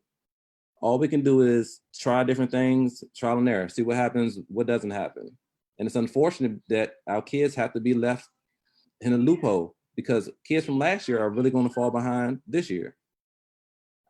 Even with the distance learning, I had a student this year who, within a month, he emailed me and said, you know what, unfortunately, I haven't been able to get online for the last month because I didn't have power in my house. So you're talking about different social and economic groups. It's really gonna be hard for teachers as well as parents, as well as the students. So I keep saying it over and over again, but unfortunately, there is no like flipping of a switch solution to these problems. It's all gonna have to be done by trial and error. Absolutely. And I think that also goes back to what Teacher A was saying. More than anything, this has got to be a time where the teachers and the parents, I mean, it should have been like this from the beginning, but it has to be a situation where the teachers and the parents have got to really work together. And we got to be supportive. And I feel like if it was a situation where that connection was there and it wasn't like, okay, well, you do your job and okay, I'll take this. If there was actually a situation where that partnership was there, I think that the transition may be made a lot easier. But I feel like now a lot of people have been, what's the word? How can I'm trying to put it without it coming across the wrong way. I think it's now like a shock. It's like a culture shock in a sense, because now parents, because it happened so unexpectedly, it's like they were forced immediately to now become a teacher, in a sense. And I think that I know when I was teaching, you had some parents that were on it. And I'm pretty sure that through this whole thing, they continued on it. I know with my daughter, she's now going into 5th grade. And when she was working from home, and like I said, my situation is a little bit different than other people. I can actually have her come with me to my office. Not everybody has that luxury. But what I made sure I did was, okay, great. Well, you're not in school anymore, but you're still going to be waking up as if you're in school. You get on that computer. And so I was making sure I was holding her accountable. I did email the teacher. And I think for me, I kind of understand from the standpoint of a teacher. So I wasn't trying to overwhelm her teacher, but I was, hey, is there anything that she's missing? Is there anything that she needs to be doing? You know, okay, is she trying to get her assignments? Like, you have got to be like that with the teachers. But at the same time, I definitely know for parents who have kind of taken like a back seat, and it's kind of prompting me to, from a comment that was posted in here, I think it's now going to force parents to really understand the importance of that partnership with your teacher in order for this to work, because everybody who's in this mix, literally nobody really knows, because we don't have a perfect solution. There is no one-sided answer. There is no go back to school and this is how it's going to work. Okay, no, we're going to do virtual. This is how it's going to work. It's going to work because we're going to have to be partners, and you can't tear that partnership down when something doesn't happen. But there also has got to be some type of plan in place instead of just throwing them out there and say, okay, hey, make it work. Teacher H, can you unmute yourself? Okay, so as everybody's been talking about it, we have to take a look at this in a perspective of the history of education in this country. We also have to take a look at ourselves as communities. The only thing that I've heard, and I've watched on social media, is that the only people that are really struggling with helping their kids are our communities. We need to take a step back and start to go back to grassroots, where that you had a grandmother that was raising a grandchild, didn't know really all the stuff that was intricacies of school because they had to drop out early to raise their kids. But they sat them at the table and you're going to do this work until you get done. They don't know, I don't know what you're doing, but I'm gonna sit here and watch you and you're gonna do this work. There's gonna be a focus there. So because we know that we're having unstable times, especially economically, I hate to say this, but it's going to get worse before it gets better. Number one, as people start to, the unemployment has stopped. So those folks have to really go try to find a job and get back to work. Their bills are coming due. You're going to see in some cities, I saw online that they were having problems with tent cities being put up because people were being put out of their homes or their houses and their apartments because they no longer could pay their rent. Then we talk about the gentleman just said about his student not having electricity. So there are a lot of other mitigating factors, and they all lead back to capitalism, as Teacher Jay said before. And we have to understand that this country is run that way. So in order for us to circumvent from all these untrying times and to try to keep some form of normalcy with our kids and keep pushing when it comes to education, because I thank God every day that I'm called to this passion and this career, that I can actually do it from home. So I thank him for that. We have to move in a different way now. We have to think about our communities and think about how we could help each other and how we could stay on top of each other with help. We have to learn how to support each other. We can't do that if we're all vying for something else. I've never seen a movement on social media that is positive and moving towards the direction of taking care of our own.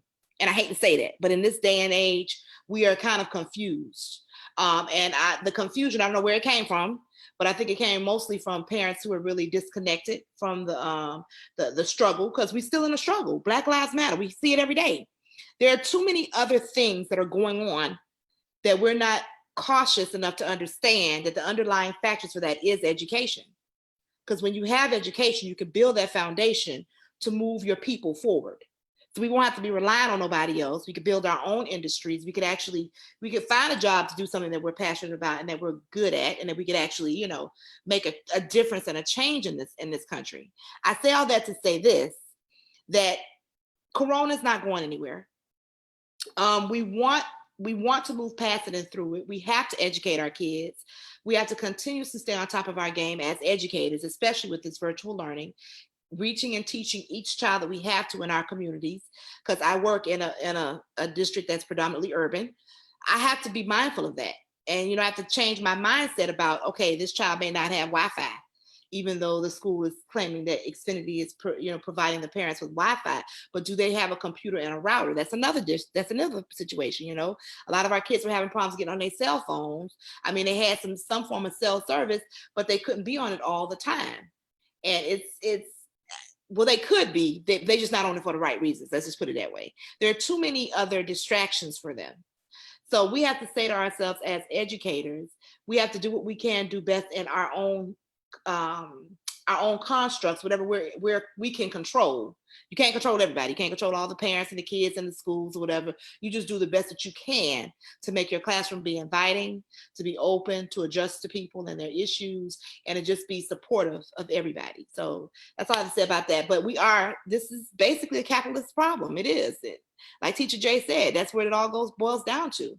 And the government wants everybody to go back to work because the government is saying that they cannot support everybody, even though they should. But then we don't live in Canada. We don't live in China where 45 says that's what the virus called. Yeah, that foolishness. We don't live in those areas. Those areas are, they're a communist country. When you can shut a government down when you're in a communist country. You can do that. In a capitalist society, you can't, because everybody has to work. Somebody, not to interrupt you, but when you were making your point earlier, somebody commented, "Let's pass the offering plate." She preached a whole sermon just now. Oh my God. Okay, sorry. Let me shut up because I'm long. No, they're saying what you're saying is right. So yeah, but so now with speaking on that takes me to. Well, did anybody have anything else to say about the video or anything? Because now I'm going to go ahead. We're going to start wrapping this up, and I'm going to take us to some of the questions that we have. I've tried to address the questions that have come in. And so if you are watching us online, please feel free to drop the questions there, but we're going to be wrapping this up shortly. And I do have some questions that came in prior to, as well as that are being sent to me. So I want all my panelists to chime in on a couple of these questions, and please do not shoot the messenger, just delivering the question. The first question, I want to get it out of the way because it's a hard one, and I kind of teetered with asking this question, but I think I definitely want to put it out there so that you guys will be able to. They can hear the response from an educator. I feel like teachers and those who are opposed to opening schools don't care about students who are in the below situations. One, their only meal was at school. Two, the kids who live in abusive homes, the school is their only safe haven. And three, when parents can't take off work, nor can they afford daycare. I'm kind of torn on the last one because being a single parent myself, I realize the importance of education. I don't have a home that's abusive, and my kids are definitely fed. If I have to miss a meal, my kids will be fed. However, I feel like the last point that I made, because my situation is like most parents, is sometimes used as an excuse, because parents themselves can find places for their kids to be when it comes time for summer breaks, Christmas breaks, and other breaks as such. So parents should be able to figure out what to do with their kids the same way they figure out what to do with their kids when they want to go out on a date, go to the club, summer break, Christmas break, or any break during the school system. But I still feel that many educators are forgetting about the kids who only have their school lunches as their meals, or kids who are homeless or in abusive homes. Can you please have them shed some light on my concern? Would anybody like to hop in on that? All right, let's start with Teacher Jay. I saw your hand first. Can you unmute yourself, Teacher Jay? Yes, I mean, those are valid things that all educators have heard a lot. I would say this, everything she said, she probably wouldn't have said it in 1950 or 1960, maybe 60. These are government issues. These aren't school issues. The school job is to educate. We feed because kids need to eat. Our job, we're not a food shelter. And I'm not trying to be mean or anything. These are government issues. Our main job is to teach the standards. That's our job as educators. Now, yes, we are compassionate. I love my kids. We have great relationships. One of my greatest things is to see them at 25, 30 years old, come back and email me or come to the school. And I can't even recognize because and I had a part of that. One of the greatest things about being a teacher is being a part of the future. I had a piece of it. But at the same time, if the government did everything that they were supposed to do, then kids wouldn't be going hungry where their only meal was at school.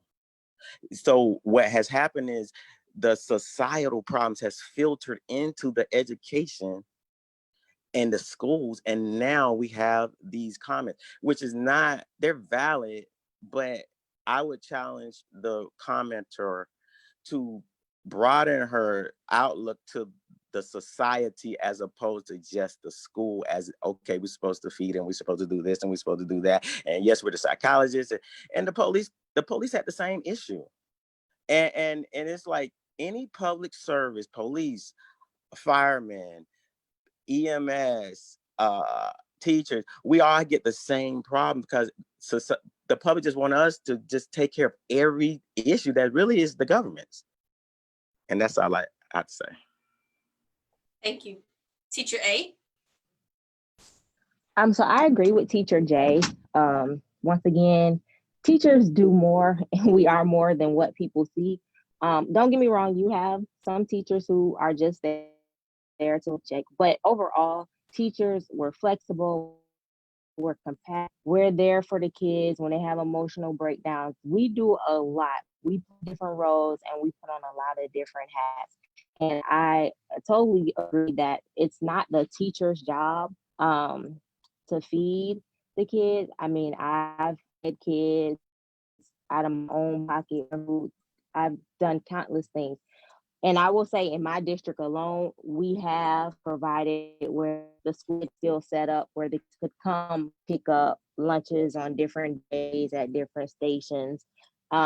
So I would just say to that person to check their local school district. I know for a fact they're school and some things that make sure that it's still 8. They would, at my school particularly, the counselors set up their own counselors Google Classroom where the kids could talk to them and privately get in touch with them if they were having a nervous breakdown or if they were having, a bad time at home. And my personal school props for going out into doing those things. I can't speak to every district. I can't speak to every school, but I would just say once again, it goes back to communication that a lot of parents do lack. They love to not communicate with us when we need them to communicate, when we need them to come in for a conference, when we need the IEP, when we need to talk to them about a child's behavior. And I distance, but when it was an issue with something social or they thought it was something silly or a cell phone issue or something, we could find them easily. I would just say to any parent that's listening, once again, communication is always the best in any relationship. If you want something to work, you have to talk to the person in that relationship with. And in this situation, your biggest person and your biggest support system is going to be your teacher. So if there is an issue, reach out to that teacher and ask, is there a situation where the school is providing lunch, has those accommodations for kids to get those meals or anything else that's going on? Thank you. Before I go, I smiled because Teacher H popped up. Teacher H, before I want you to unmute your line, you have some fans. I wanted to just read these comments for you. Remember what you got to say. But Teacher H, somebody said you are, they don't know you, but you are definitely their auntie. They said you broke it all the way down in the simplest fraction. And they said that they're definitely going to be going to your class. What time does your session start? They were saying for Teacher J, they said that you have a person that says they agree with what you said. They absolutely agree with what you said. And then in response to Teacher A and J, I think this one is saying that it's not just the government or education responsibilities. We need to consider that the parent who may have mismanaged the money, and that's why the child may not have more than the meal that they're getting at school. So this kind of goes along with what you were saying, Teacher A and J. But yeah, so Teacher H, can you go ahead and unmute yourself? Okay, so I'm about to be really rude and I'm about to play the devil's advocate in the worst way. And for those of you that know me that's on this panel, you know my voice, you already know who I am.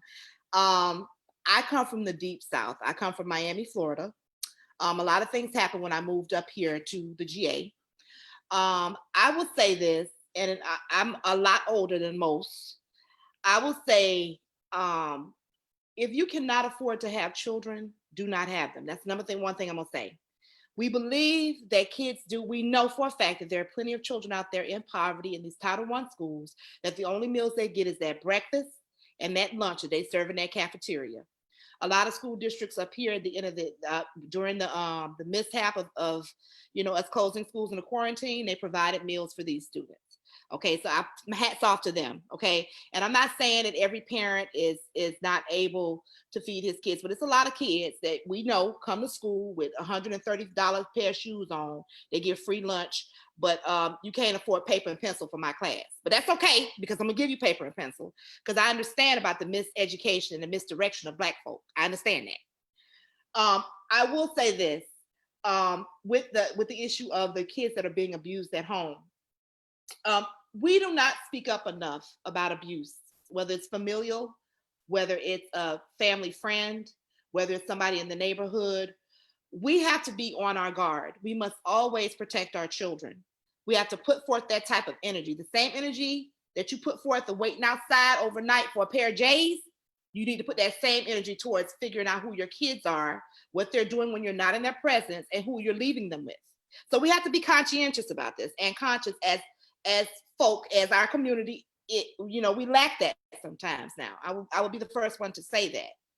But in our school system, we have built upon these we threw in the societal issues, but schools are microcosm, little snapshots of society anyway. They're always talking about how bad a school is. Well, the school is bad because of the kids that go there, and the kids that go there that are bad are a representation of their parents. But they're not bad, they're just misguided. because they haven't been given the proper information at home so that when they get to school, they know how to behave, or they know how to sit in the classroom and receive information that is pertinent to their success. So we have to say to ourselves, what are we really doing right now in America? What are we doing in our communities, big or small? We are not but a fraction, a very small fraction, by the way, of the entire population.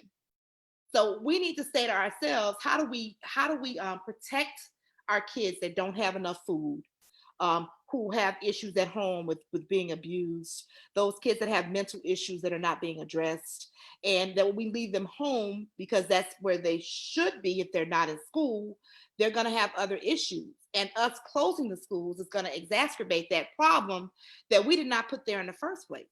As teachers, I'm speaking as a teacher. But I support parents who are making it, who know how to manage their money, who took that $1,200 stimulus check and put food in their freezer instead of unneeded and unwanted clothes on their kids' backs, who didn't go out and purchase a brand new car, who made sure that they had things in place for their kids, because children are a commitment, guys. They're not just something that you have just to have because, oh, I want him to be my baby daddy. He's so sexy. No, we have children because we want to build our legacies and build our lives, because that's what they're supposed to bring to us. Okay. They're not what we're seeing right now is people are making them burdens.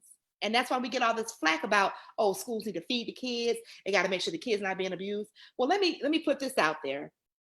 Your child would be abused if you allowed the environment for which they're being abused in to continue.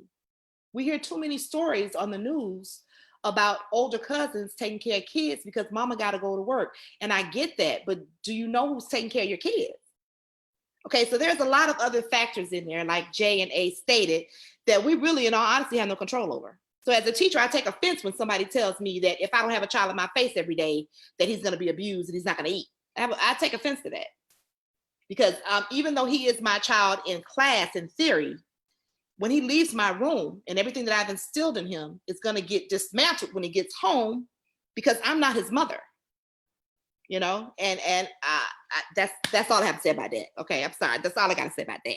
No, but I appreciate it, because we that's what you're here for. And surprisingly, and maybe, I don't know, I'm actually surprised, because what you said, if you could see these comments on Facebook, Teacher H, they are right there with you. So I don't be sorry, because they are in agreement with you. So don't be sorry. So we're gonna, no more hands are up. So I'm gonna go ahead and move to this next question real quick. And it's another one. And kind of to the end of what you said, Teacher H, I kind of was like hesitant about saying it because I knew that it was gonna be kind of offensive, but I felt like that is probably what a lot of people may feel, and I think it needed to be out there. But I think that this next question is not as harsh, but this one is another one I kind of teetered with, and I think that this needs to come out here, because this now goes to our teachers who teach language arts as well as math. The question is, I don't understand this stuff myself. I can't, hold up, let me back up. I don't understand this stuff myself. I can't tell the difference between a present participle and even if that's a real word. How am I supposed to teach my kids this new language arts stuff, especially this new math stuff? Because when I was taught math, it was just a simple line up the numbers, you multiply, add, divide, or whatever it is. Now they have us out here drawing boxes to do multiplication. They got us drawing circles and lines in sentences. How am I supposed to help my kids when I don't understand this new stuff, and I feel the school systems are making it more harder than what it really is? Okay, so she also had a second part to this question, and I'll go ahead and put it out there because I feel like it can be addressed at the same time. She also sent a second question and said, please also understand, I feel this is where substitute teachers need to step in as well and help us parents who don't understand. Okay, so I saw teacher, I haven't heard from Teacher K, so let's go to Teacher K first. So Teacher K, can you unmute your line?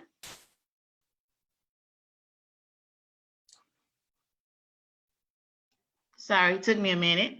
It's okay. As a math teacher, and my friends say this too, the new math. It's not new math per se. It's the why behind the math. When we learned it, we learned just the algorithm, how to do it and get the right answer. It actually teaches the kids to think and not just get an answer. Because if you can think yourself through problems you haven't seen, you can kind of figure out how to do it.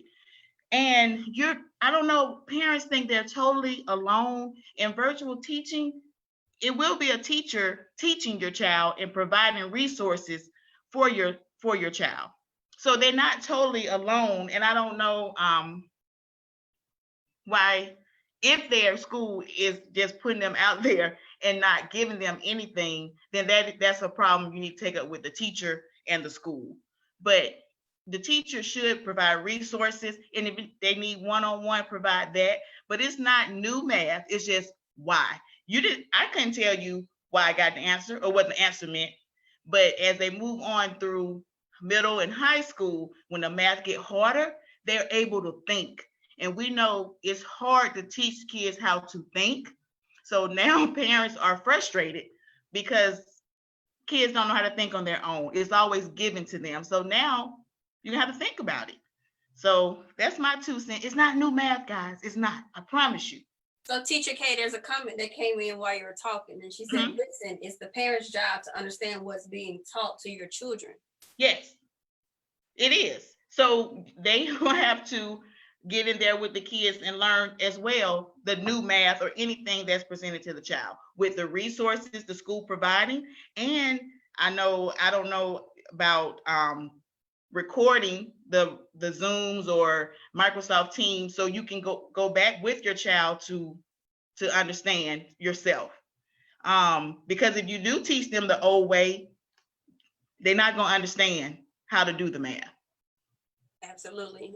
Teacher E put in the comments, parents have to be parents now and can't handle it. Ooh. Ooh. I'm gonna mute myself. Okay, Teacher A, I see you're up. Can you unmute yourself? So I was gonna say 2 parts. I agree with Teacher K. It's not new math. It is teaching kids how to think. But I was also gonna say what Teacher E said. Part of the problem is for so long, teachers have done the job of everybody. We've been a parent, we've been a teacher, we've been a counselor, we've been grandma, we've been grandpa, we've been aunt, we've been everybody to we've been everything to everybody. And now that these kids are at home in their parents' face, it's so hard for them. I happened to be talking to my brother, and it was so funny because he said he's never seen so many people uncomfortable being a family. Ooh. Because they are so not used to being around their kids. They don't know what's going on. A lot of times the teacher knows what's going on more with kids than their own parents do. And I hate to put it out there, but it's true. Parents at some point have to be a parent. My student, I'm their second teacher. Their parents should have been their first teacher. So when I get off my virtual classroom and I'm done teaching and I put up that recording and that child still doesn't get it or that parent doesn't get it, yeah, that parent may have to take 5 or 10 minutes and go on YouTube and find another video, or you may have to find another resource, or you may have to call that teacher yourself and say, okay, I'm not getting it. Can you explain it to me? But at the end of the day, that's still your child. I'm still, whether I was in the building or not, I may be with that child for 60 minutes, 45 minutes, 90 minutes. Once they leave me, that's it. I can make an impact for that long, but once they go home, now it's your job. And you actually have to do it now because now they're in your face more often. So no, it's not new math. We are teaching kids how to think. And we know this generation is what I call the microwave generation. They want everything instantaneously, so they don't want to have to think. So now you have to teach them and force them to think. And yes, it's hard, but people are just getting a glimpse of what we have to do every single day with twice and 3 times as many kids in our face versus the 1 or 2 that they have. And it's unfortunate, but once again, it's a partnership. It's like a 3-legged stool, the teacher, the student, and the parent. If one of them legs are missing, my stool's gonna fall over. So at this point, we either gonna have those 3 legs or we're not gonna have anything at all. Thank you. So the comments are going crazy. They said, come on, y'all are preaching. it was okay for their kids to go to school and wear the teacher out, but when it's being done at home, they don't like it. So they are in y'all corners. All right, so we're gonna go to Teacher Jay. Can you unmute yourself? I'm sorry for talking so much, but You okay? I want to challenge that parent. And if I told that parent I would give her $10,000 an hour if she taught her child, I'm pretty sure she would be a better math teacher and a better ELA teacher, because I want to give her 3 words, or him. I don't know if it was a lady or a man. Intention, determination, and will. We can do things that we thought we couldn't do, even if we were not a good math student. With intention, you got to intentionally want to learn and be better. You got to have the determination to want your child to succeed. And if I don't get it, I'm going to have the will to try and do better. Because if I was offered $10,000 an hour or $10,000 a month, I probably would do everything in my power to learn this hard math, hard ELA. And that's just facts. Now, there's 2 resources I want to share with parents. And these resources are free during the COVID. LearnZillion has all videos, cartoons. It's broken down to the why. They have worksheets, and also Khan Academy. Now, even as a teacher, when I had to refresh my memory on a concept, I would go to these websites to relearn them. It's not just what I went to school for, it's just relearning material, because I had intention, I had determination, and I had will. And I wasn't doing it for $10,000 a month. Thank you. They definitely felt that comment, and your statement about that. They said, she would do it. So they agree with you. And you said LearnZillion and Khan Academy, correct? That is correct. Okay, and I'll drop that in the comments. I have somebody that says, yes, I'm a Khan Academy mom right here, meaning I've got an account to keep up. And then somebody also said, yes, I love LearnZillion. So that's good that some of them know about it. So for those who don't know about those resources, he just gave you 2 free resources that you can use. All right, cool. No more hands are up. I have just 2 more questions and we're done. The last question says, hey, I have little kids. How do I teach them and how do I reach them? Anybody want to jump on that one?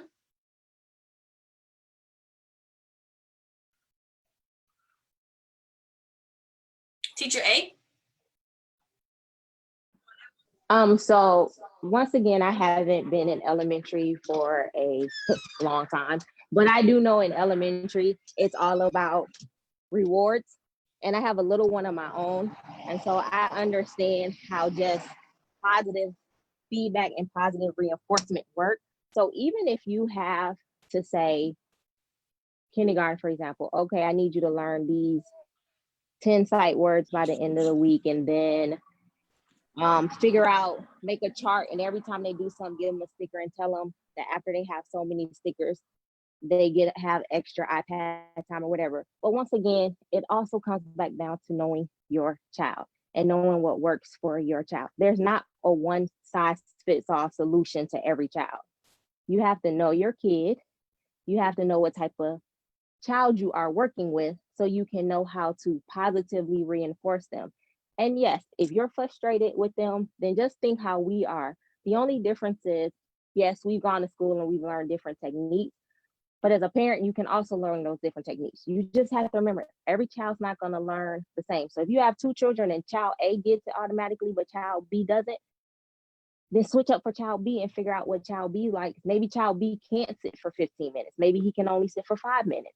So once again, it's just going to take being a parent. I hate to say it, but you have to figure out what your child can do, what you can do for your child. And once again, communicating with that child's parent, and maybe asking that child's teacher and saying, what do you do with my child in the classroom that works that I can do at home?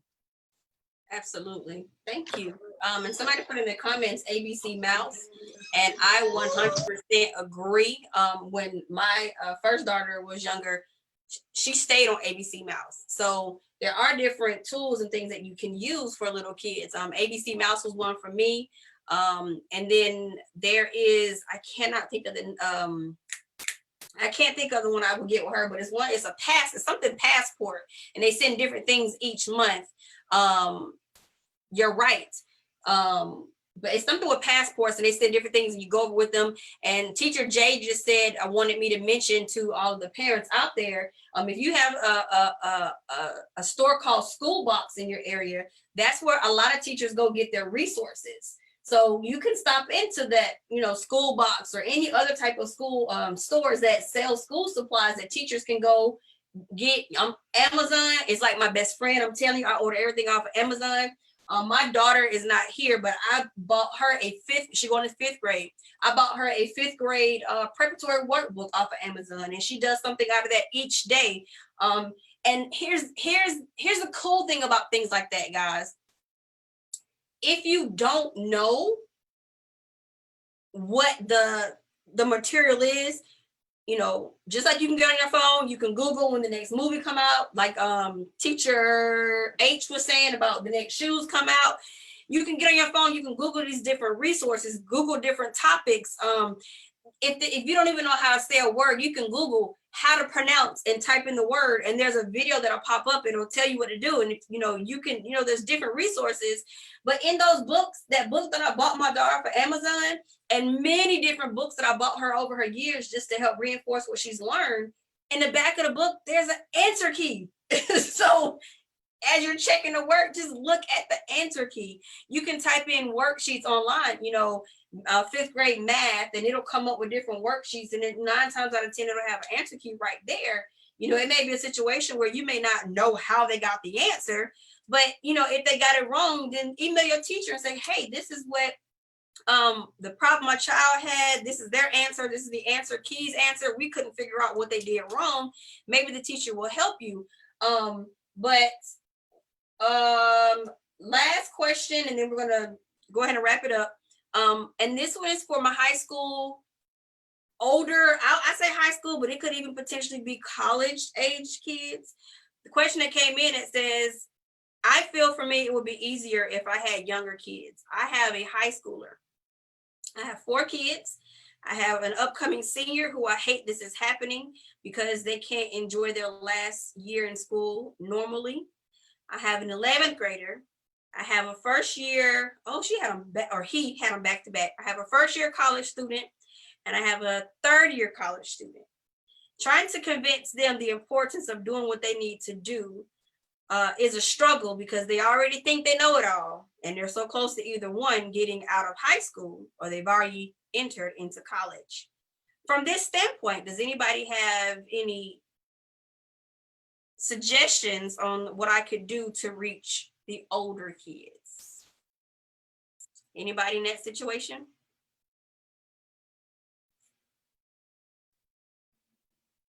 No? Okay. Well, that may be a situation where you just go and you Google it, and unfortunately, there is no answer for every type of question or situation. I know my son graduated high school almost 2 years ago. And so sometimes just for me giving my 2 cents, you just got to sit down and talk to them. And it is a hard realization that, it's only so much you can do before they have to just learn on their own. And you would think that it would be easier for older kids, but I kind of see the person's perspective as well, because you can't just sit there and say, well, if you don't do your work, then I'm going to take this from you, especially if they're in college. Teacher E says you just have to make sure that, they have to be self-motivated. That is true. But I definitely think that is a hard one. All right, before we wrap it up and we close it out, the one last thing is, does anybody have any suggestions of what, we've already talked about resources, but does anybody have any suggestions on some type of plan that can just make this process work a little bit better. I know in some school districts, they are doing all virtual, but they are giving teachers the option to come into their classroom and teach. Speaking with a couple different educators that I know, we were saying that potentially a plan could be a situation to where, you know, if the teacher feels comfortable going in the classroom, let her or him teach from their classroom and have a camera up, and you know, they watch them teach. So it's like they're actually not just watching a video, they're actually teaching and watching them going through the steps. And you know, there's somebody in the back of the classroom controlling the camera, like I'm watching the comments. Somebody could be watching the comments and say, hey teacher, you know, little Johnny has a question on what you just did, and it becomes kind of like an interactive type thing, kind of like what we're doing now. That was one of the plans. I know one teacher suggested maybe the kids stay in the classroom and the teachers rotate, but then on that side, it's kind of like, okay, the teacher got to pack up and move. I know a parent sent in a message and was like, well, why are we not utilizing substitute teachers? And I think that's something that maybe some people can, you know, touch on. But does anybody feel like they have something that they feel could potentially be a possible plan in this whole thing with making sure we're still reaching our kids?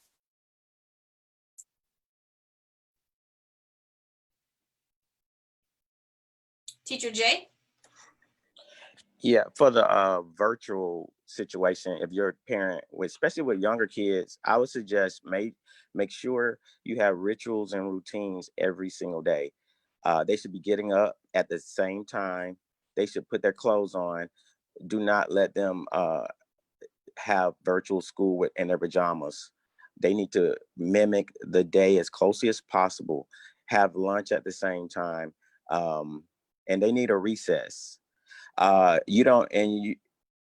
you're strictly doing virtual, sometimes you have an option where you don't have to give all the subjects every day. You can actually, as a parent, just have your kids do half of the subjects one day and half the next day, because usually with virtual, they can just they have to just turn the assignments in. If you are sending your child to school, at this point, it's an individual family battle. You have to make sure your particular child is protected with and make sure they have a high immune system, make sure they're washing their hands, bring sanitizer, make sure they have that mask on, and you have to protect your family. And then, you got to assume that my house first. I know that's a selfish way, but until November the 3rd, that's got to be our way of thinking. Absolutely, thank you. A lot of people are agreeing, and they're saying the teachers will give resources. Okay, so Teacher Jay, maybe this is kind of along with what you were saying. Maybe, I know you said to have rituals, but somebody wants to know, I have children who have 4 honors class. This is going to be very challenging. So, I'm pretty sure that I know the majority of teachers on here have taught some type of honors class. And of course, that is an accelerated type of a lesson. So when it comes to rituals of that kind, how is that, any suggestions on a plan of action for those? Teacher H. Okay, Teacher H, you can go first, then Jay. Okay, so I've taught gifted for 11 years. I've taught also accelerated up here for about 5 or 6. In the case of the advanced courses, they need to be very organized. What I mean by that, I'm going to piggyback off of Teacher Jay. They need to have rituals and routines set up. And they also need to be, in all honesty, they have to be self-directed. They have to be able to take on a task and do it without as minimal conversation with the teacher as possible.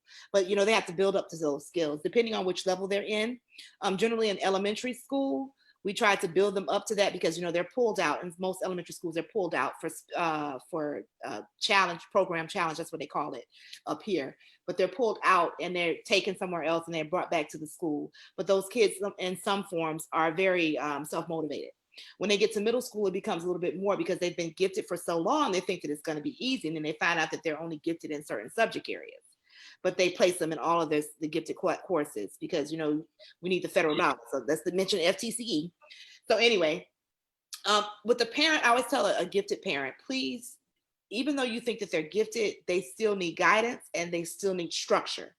Structuring any type of structure for a gifted student is letting them know this is due on this date. This is what you need to do to achieve it. You need to go back over your work, make sure that it's presentable, and then make sure that you are sticking to the guidelines and the deadlines, because that's very important, because we know that middle school kids are very disorganized. They do not know how to follow instructions, first time given. They do not know how to steady themselves and say, look, this is my work, not my mama's work. Let me stop having her help me do my work. Because a lot of times the parents call you and like, well, I tried to help him. Ma'am, let him do it on his own. He can do it. Okay. So they need to have that structure. They need to be organized. They need to make, set up a little, I tell parents to get the agenda book of some sort.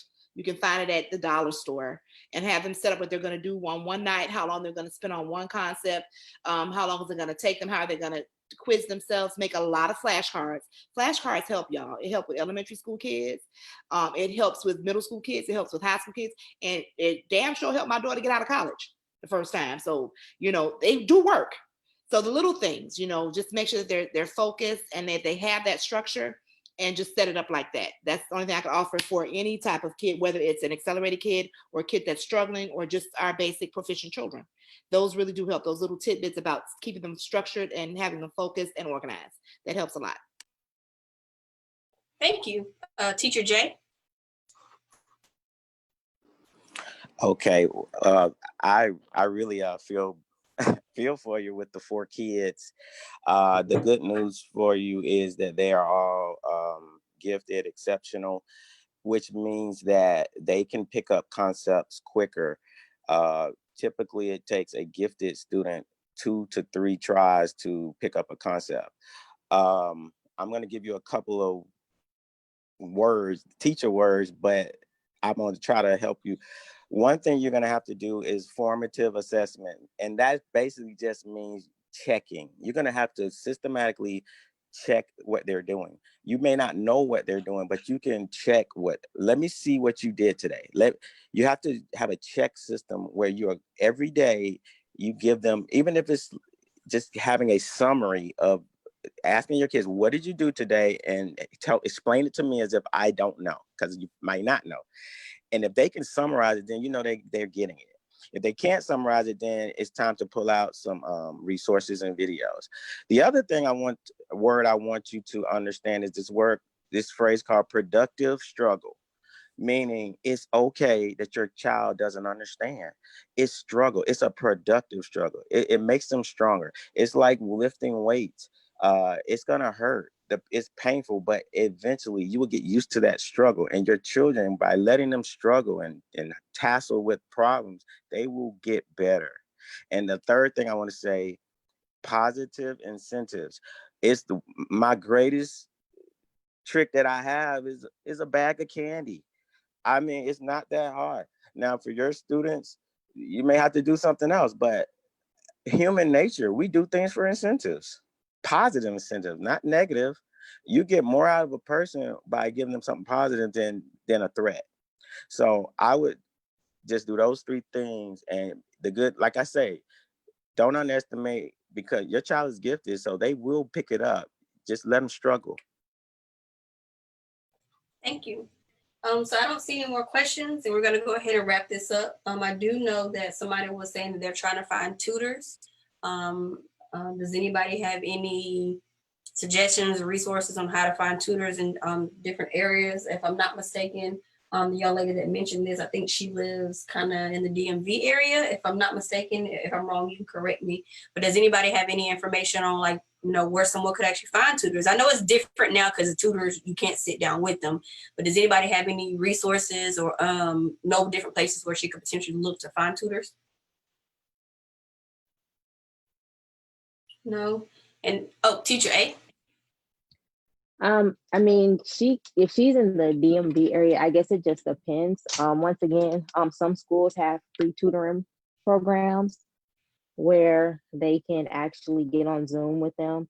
I personally know tutors in the DMV area, so I think it just depends. When we're done, I can address her personally to figure out where she is and kind of help her out. Thank you. Thank you so much. So I just want to go ahead and close it up and just wrap it up. And I just, one of the teachers did say that if nothing else, this pandemic has exposed the family facility and the fallacy of government of the people, by the people, and for the people. And that is absolutely a great way to just go ahead and just bring it all together. I thank every one of you for taking the time out of your day. Oh, somebody says Kumon, Kumon. Let me say, that's another resource. Let me type that in here. Okay.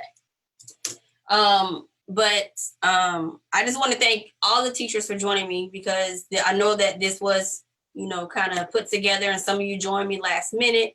Some of you were like really helping me put this together. I appreciate each and every one of you for joining us and having your voice out there, because you probably spoke up and shed light on a lot of different things that some people didn't even know. And like, just to answer those questions that came in, there were a couple other questions, but they were answered during our conversation. Is there anything that anybody has, any closing remarks or words of advice? Or is there anything that, wasn't said that you still like to say before we go ahead and wrap it up? Does anybody want to say anything before we go? Okay. Well, again, I thank you for joining us on the Teachers Talk about reopening schools. I hope we were able to really, really help you. I thank you all for, somebody else said something about tutor. I thank you all for, joining me and watching this and listening to the teachers. I definitely hope that you understand how much I appreciate each and every one of you, because being an educator, it is not easy. I don't care if it's from the little babies all the way up to college level. It's not easy. And I definitely appreciate you taking this time out of your day. I feel like this was something that I needed to do because I had a lot of people that were asking me questions. And asking my opinion on schools opening up. And I felt like instead of me just giving the answer, I need to just go ahead and just let you guys speak. And I feel like this gave you that platform, because you guys are underappreciated, if that's the correct, ELA. For those who teach language arts, please don't get me. But I think our teachers definitely are not appreciated as much as they should be. And we all know that teachers are definitely underpaid. But just seeing the different posts about taking the payback from teachers, making them go pick up trash, and, well, I want my kids to go back to school so teachers can do their job. I love the fact that you guys were saying, you know what, just because we're not in the classroom doesn't mean that we're not teaching, and I'm so glad that you expressed that. Again, I thank you for jumping on here. I appreciate you all so much. And we're going to go ahead and close it out. Thank you for taking time out, because you could have been doing anything on your Saturday, but you decided to come here, join in with us, and give us your voice. And I appreciate you for that. I love you guys. And I hope you have an amazing rest of your weekend. And I hope everybody out here watching and listening can really understand and appreciate our educators, and understand more so the importance of really thinking the process through of opening up schools and being there for your kids and working with the teachers, being partners with the teachers, and actually just taking the time to learn stuff yourself as well, not just putting it off on our teachers, on our educators. And I know they don't have an easy job, from the administrators all the way down to the front office staff. I know we had some people saying that, front office staff is overlooked as well, because they're the ones that, sometimes greet the people first. We weren't able to address that part of it because I didn't want to keep going. But you guys are on the front line, as you said plenty of times. It's kind of like a war. So I think we definitely need to, really understand that our teachers are essential workers, and they are essential, period. So thank you for joining us, and maybe we'll do this again at another time with a different topic. But I appreciate you. Enjoy the rest of your day, guys. Goodbye, everybody.